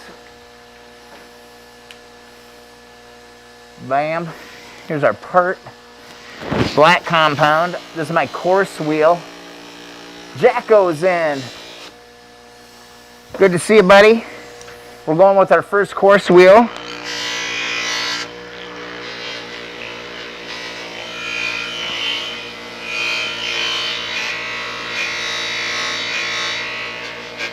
Nice gentle pressure. Let's see that. Oh, how do I show you that? You see that? First pass on the course wheel, man.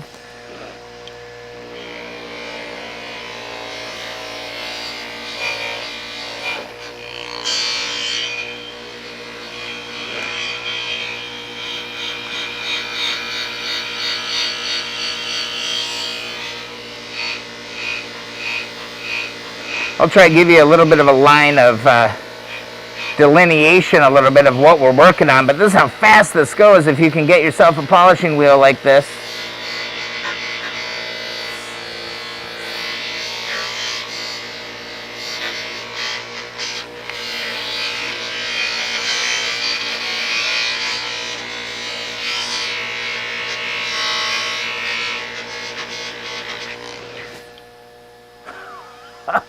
See the difference? I really hope you can see the difference. I just worked this edge. Pretty crazy, right? Pretty crazy. A little more black. A little more black. Sit this.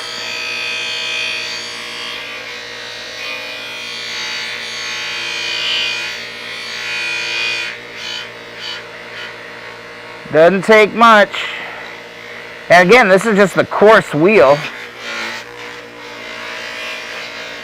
There's some weird angles and stuff that you got to pay attention to on this cover.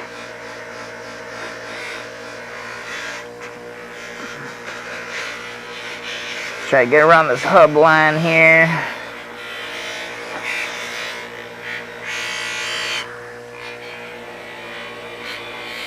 I mean, this is coming to life right before our eyes.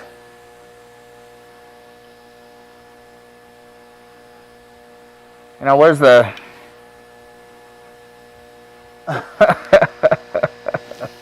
I mean, you can't go wrong with this, you know? Just trying to keep an eye on it. Where we at? Haven't done this yet. Let's get in. Get at it. Get in there.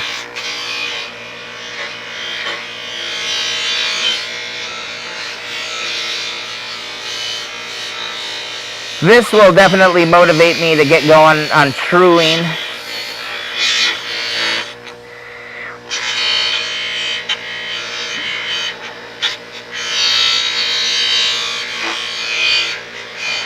So much polishing to do. And again, sorry I don't interact with chat very much while I'm on the polishing wheel, because I'm really trying to pay attention so I don't throw a piece on the ground or, you know, mess something up, cost myself some money.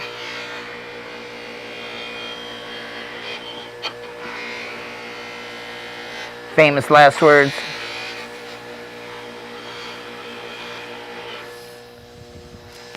Start losing progress, just make sure you go.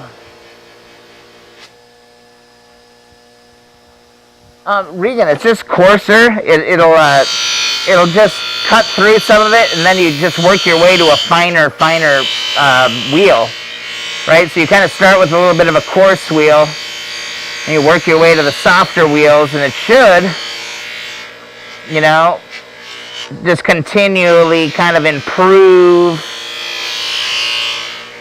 as you go. Oh man, it's like a mirror on the one side already. It's crazy.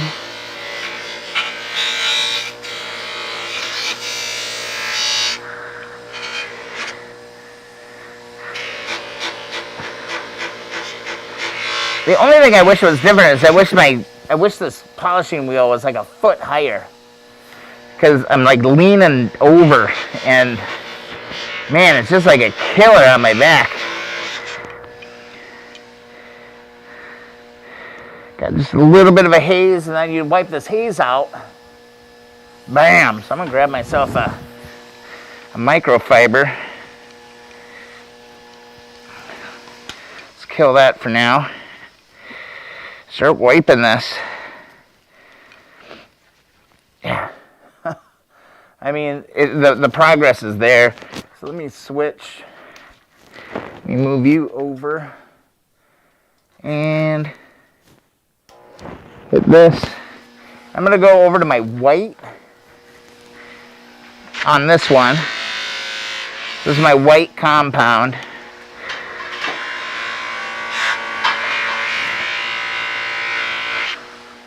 I just knocked my wheels over. Hold up.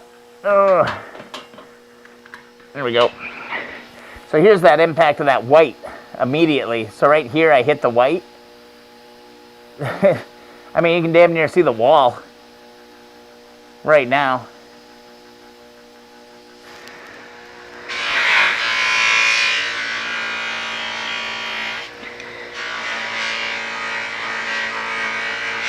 I hand polished my first 2 bikes.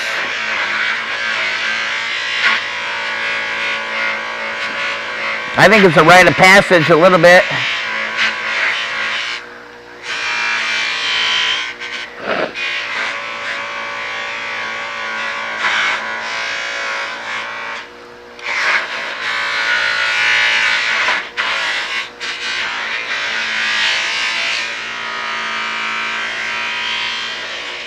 Now, you guys saw how ratty this thing was.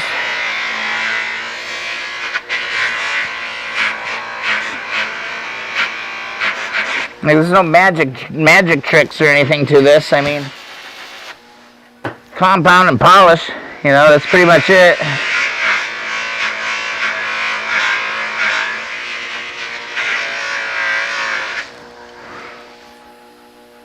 Look at that.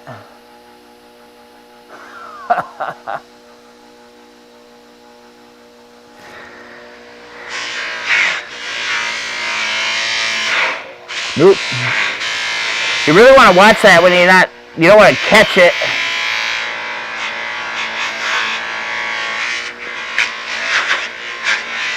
Because if you catch it on stuff like that, man, that's when it can like start getting real sketch on you real quick. A little bit of compound.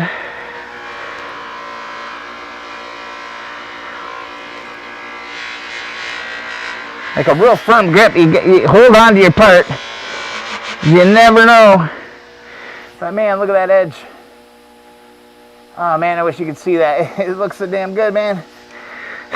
It looks so damn good. I got just a little bit of clear coat left on this one little part. I missed that one little bit of clear coat.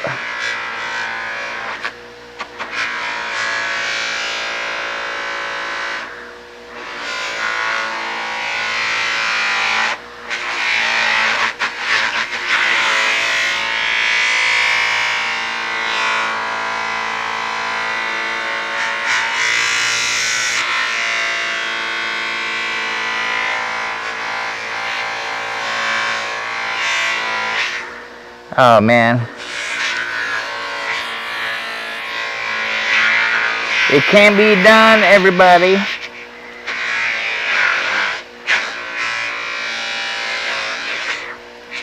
It can be done. I mean, what, we've been working on this for 15, 20 minutes?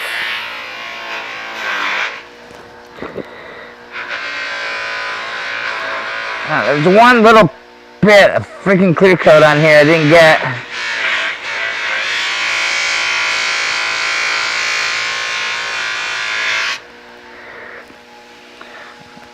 Wow. I need to find my fork. Gotta make sure you keep your pads clean a little bit. I just use a little bit of a fork. Tool Tom, what's going on? Oh, Colin's leaving. Colin, have a good night, man. Thank you so much for stopping by. Sorry if I bored you with the polishing, man. Brad's a big fan of 4.0 WD. It'll get you there. It'll get you a long ways, actually. Oh man, as soon as I clean that pad, what a difference. What a freaking difference when you start doing that. Gotta remember to do that more often.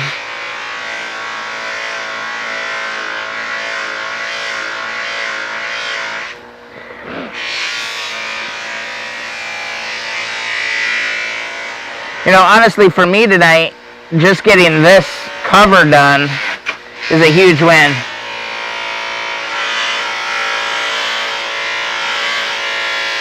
Everything else is kind of icing on the cake, honestly.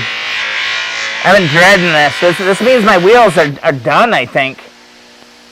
Or do I still have to do the rear brake one? I don't even remember anymore. There's so much shit. There's so much stuff to do. I hit this a little bit. Got a little bit of residue here. Oh man. I mean, and then you kind of get to the point where you just gotta know, like, when are you done? You know, just stop and be like, I think it's good enough. Because, like, here we go. I mean, we got mirror. You know, this is freaking amazing. We haven't even hit this with anything yet. What a cool group, man. I love to, like, look up, look at the chat. You guys are like, bye. Got a good community here, man. It's amazing.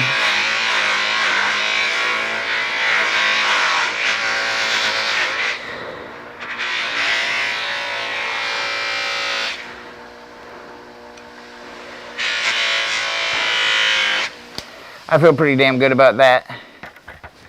All right, we can drop the visor.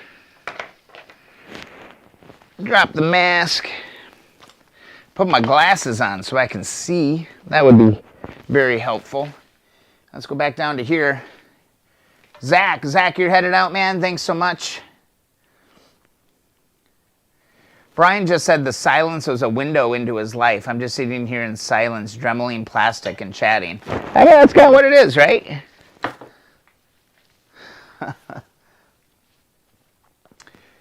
Colin left us. Zach, I'm out.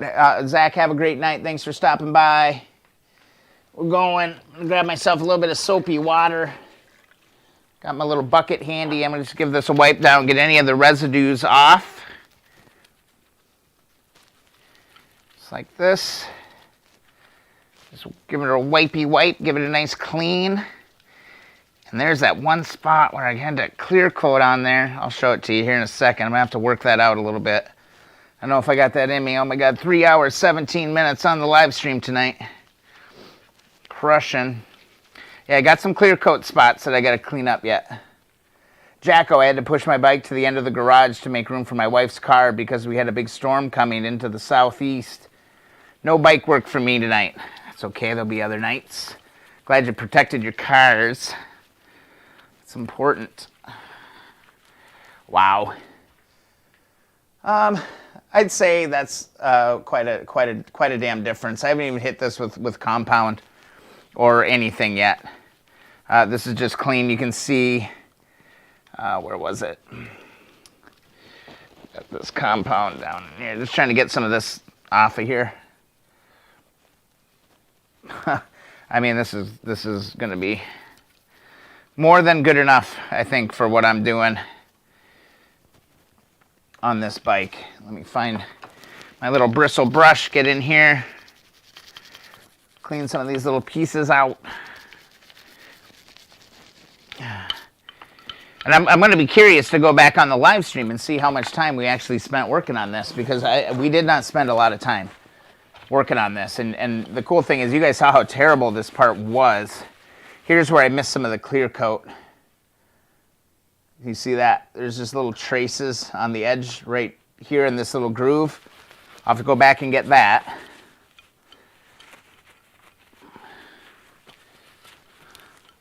And I missed a little bit of clear coat on the edge right here. See that? Right there. I missed just a little bit. Jacko, another 3 hours, yeah. Yeah, 3 hours, 19 minutes, 3 seconds. We've been going, been jamming. I mean, as my father would say, that is better than a kick in the ass, and it looks good from a galloping horse. I'm feeling good about that. It's got some cleanup to do, but at the end of the day, I mean, what we've got is I'll hit this with, like a metal renew, and then I'd follow that up with some wizards, and really polish that out and make it super, super clean. I think that's the ticket. I wish I had a before and after I could show you, but I mean, I haven't even polished this yet. Not that I'm aware of, Regan. Not that I'm aware of. This is just a little trouble spot that I've got here. I mean, as far as I can tell, like clear coat, once it yellows, or anything starts to get under it, I mean, you kind of gotta do a little bit of a do-over, and you gotta strip it out. Why can't I get this screw back in there? There we go. I just want to keep this my retainer for my Speedo cable. Yeah, and it's not done yet. I mean, like, there's glimpses of how beautiful it can be. And I'll get it there. It won't take very long to get it there. But I gotta, it doesn't pay for me to go for super shine yet, because I do have these little clear coat misses that I just can't, you can't get through them. I'm gonna have to take that out and spray it down a little bit more, get that out and polish that out. But I mean, for most people, for most people, I mean, they're going to be pretty satisfied with that after 15, 20 minutes of work. And again, I got fingerprints all over it. I have not used any products on that. That's just straight off the buffing wheel. And that's kind of where it's at. Absolutely. Absolutely. Yeah, I'll repack that for sure. 100%. We will repack that with grease for sure. It's Brad good. I don't know, Brad. I was thinking about your bike that we worked on last weekend. it's just such a clean bike. Like it was just a clean bike. It was inside. We took the stuff apart.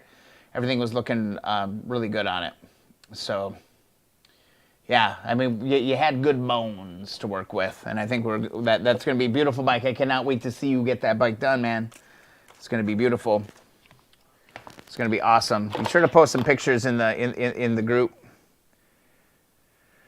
Oh, what we got going on here? Oh, nice. Got some sticker requests. We got all kinds of stuff going on there. If you're new to the stream, again, please go to keeponwrenching.com. Go to the bottom of the homepage, keeponwrenching.com. Go request your free sticker. I'll be mailing stickers out this weekend. So we'll get that done. It will not be a problem at all. And also, if you have not joined the group yet, wait. If you have not joined the group yet, go to the Keep On Wrenching community group and join the group. All right, no new members here, but we did grow. We busted through. Oh, wait. Patrick, 49 minutes ago. Patrick, you're in. That gets us to 142, I believe. Let me refresh. There we go. Any more? There we go. Ryan came in with his photo. Sweet. Love it. More of these. Go to David's post and post a picture of your garage. Let's take a look at Ryan's shop. Ooh, nice. Oh, he's got a motorcycle lift. He's got that. Nice. That's a great little motorcycle shop right there. And you got a TV and a fridge. Dude, rolling in freaking style there. What an awesome stream tonight. What a great stream. YouTube page, can't thank you guys enough for the support. Be sure to share the videos, get them out into the groups. One of the best things you can do to support is to do that. Just do that. Tula, you can change that seal out. Mine's fine. I think I'll reuse mine. Let's see, what am I doing here? Oh yeah. Anyway, sign up for the e-news or go get your free sticker if you haven't done any of that yet. Oh, all right. 3 hours, 23 minutes, 59 seconds. Cruising through this stuff. Vika, what are you mad jealous about? Pulled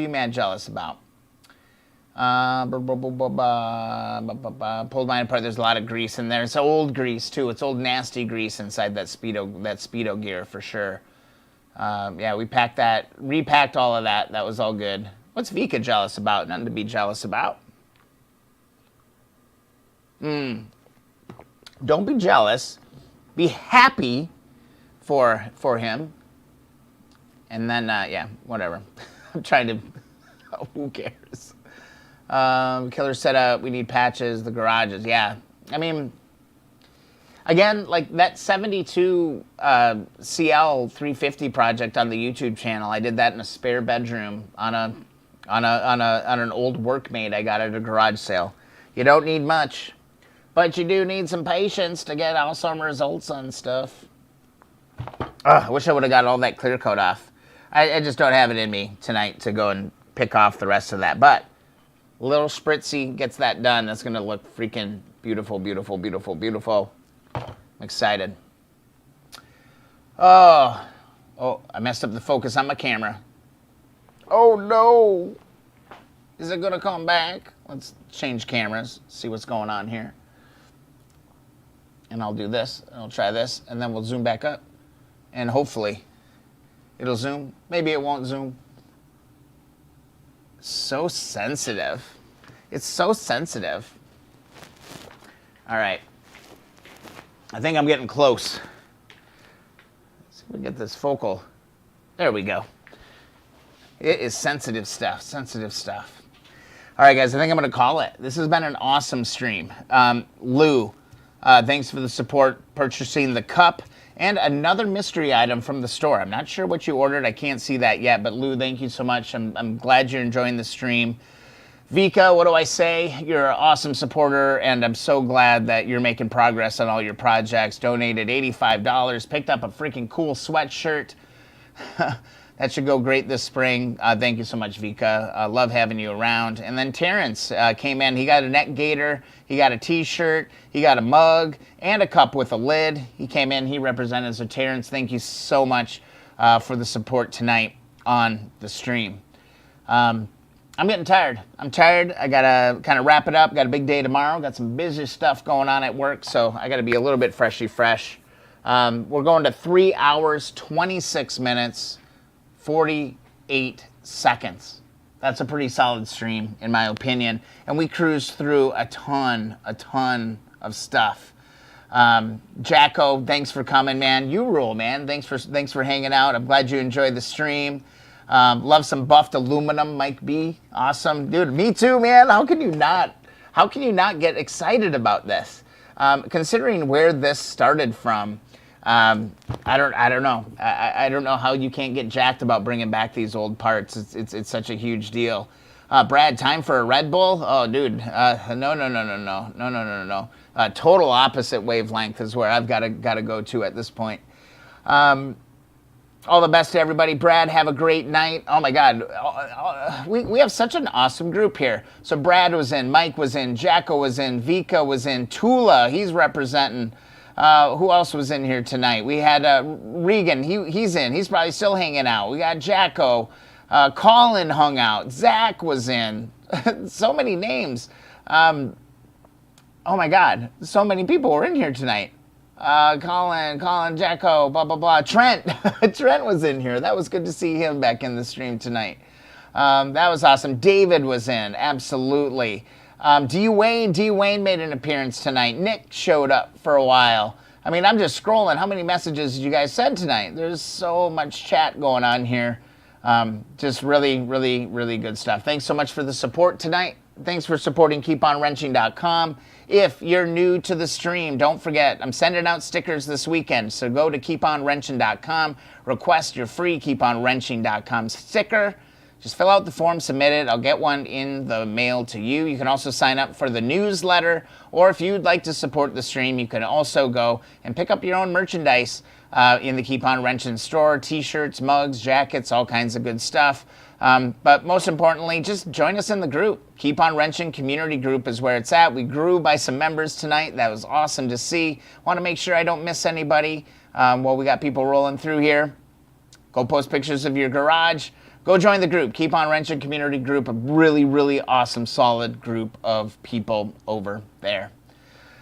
It's been fun. We got 3 hours, 29 minutes, and 16 seconds on the live stream for this Thursday night. You know, I'm thinking we're going to be back next Thursday. Pretty sure. Oh, Gordwrath. Gordwrath was in here as well. Look at this. Everybody's calling everything out. This is awesome. All right, everybody, I'm going to make it an even 3 hours, 29 minutes, 39 seconds, and we'll see you back here next week. And I think we really do have to turn focus back to the Apocalypse Pike, get the 350 going. It is spring. Spring's coming. Riding time is here, so we're going to go and get at all of that. So, again, thanks so much to everybody for the support tonight. We'll see you next week. KeepOnWrenching.com. Go request your free sticker. What are you waiting for? All right, guys. Got to love ourselves some polished aluminum. We'll see you in the next live stream or video.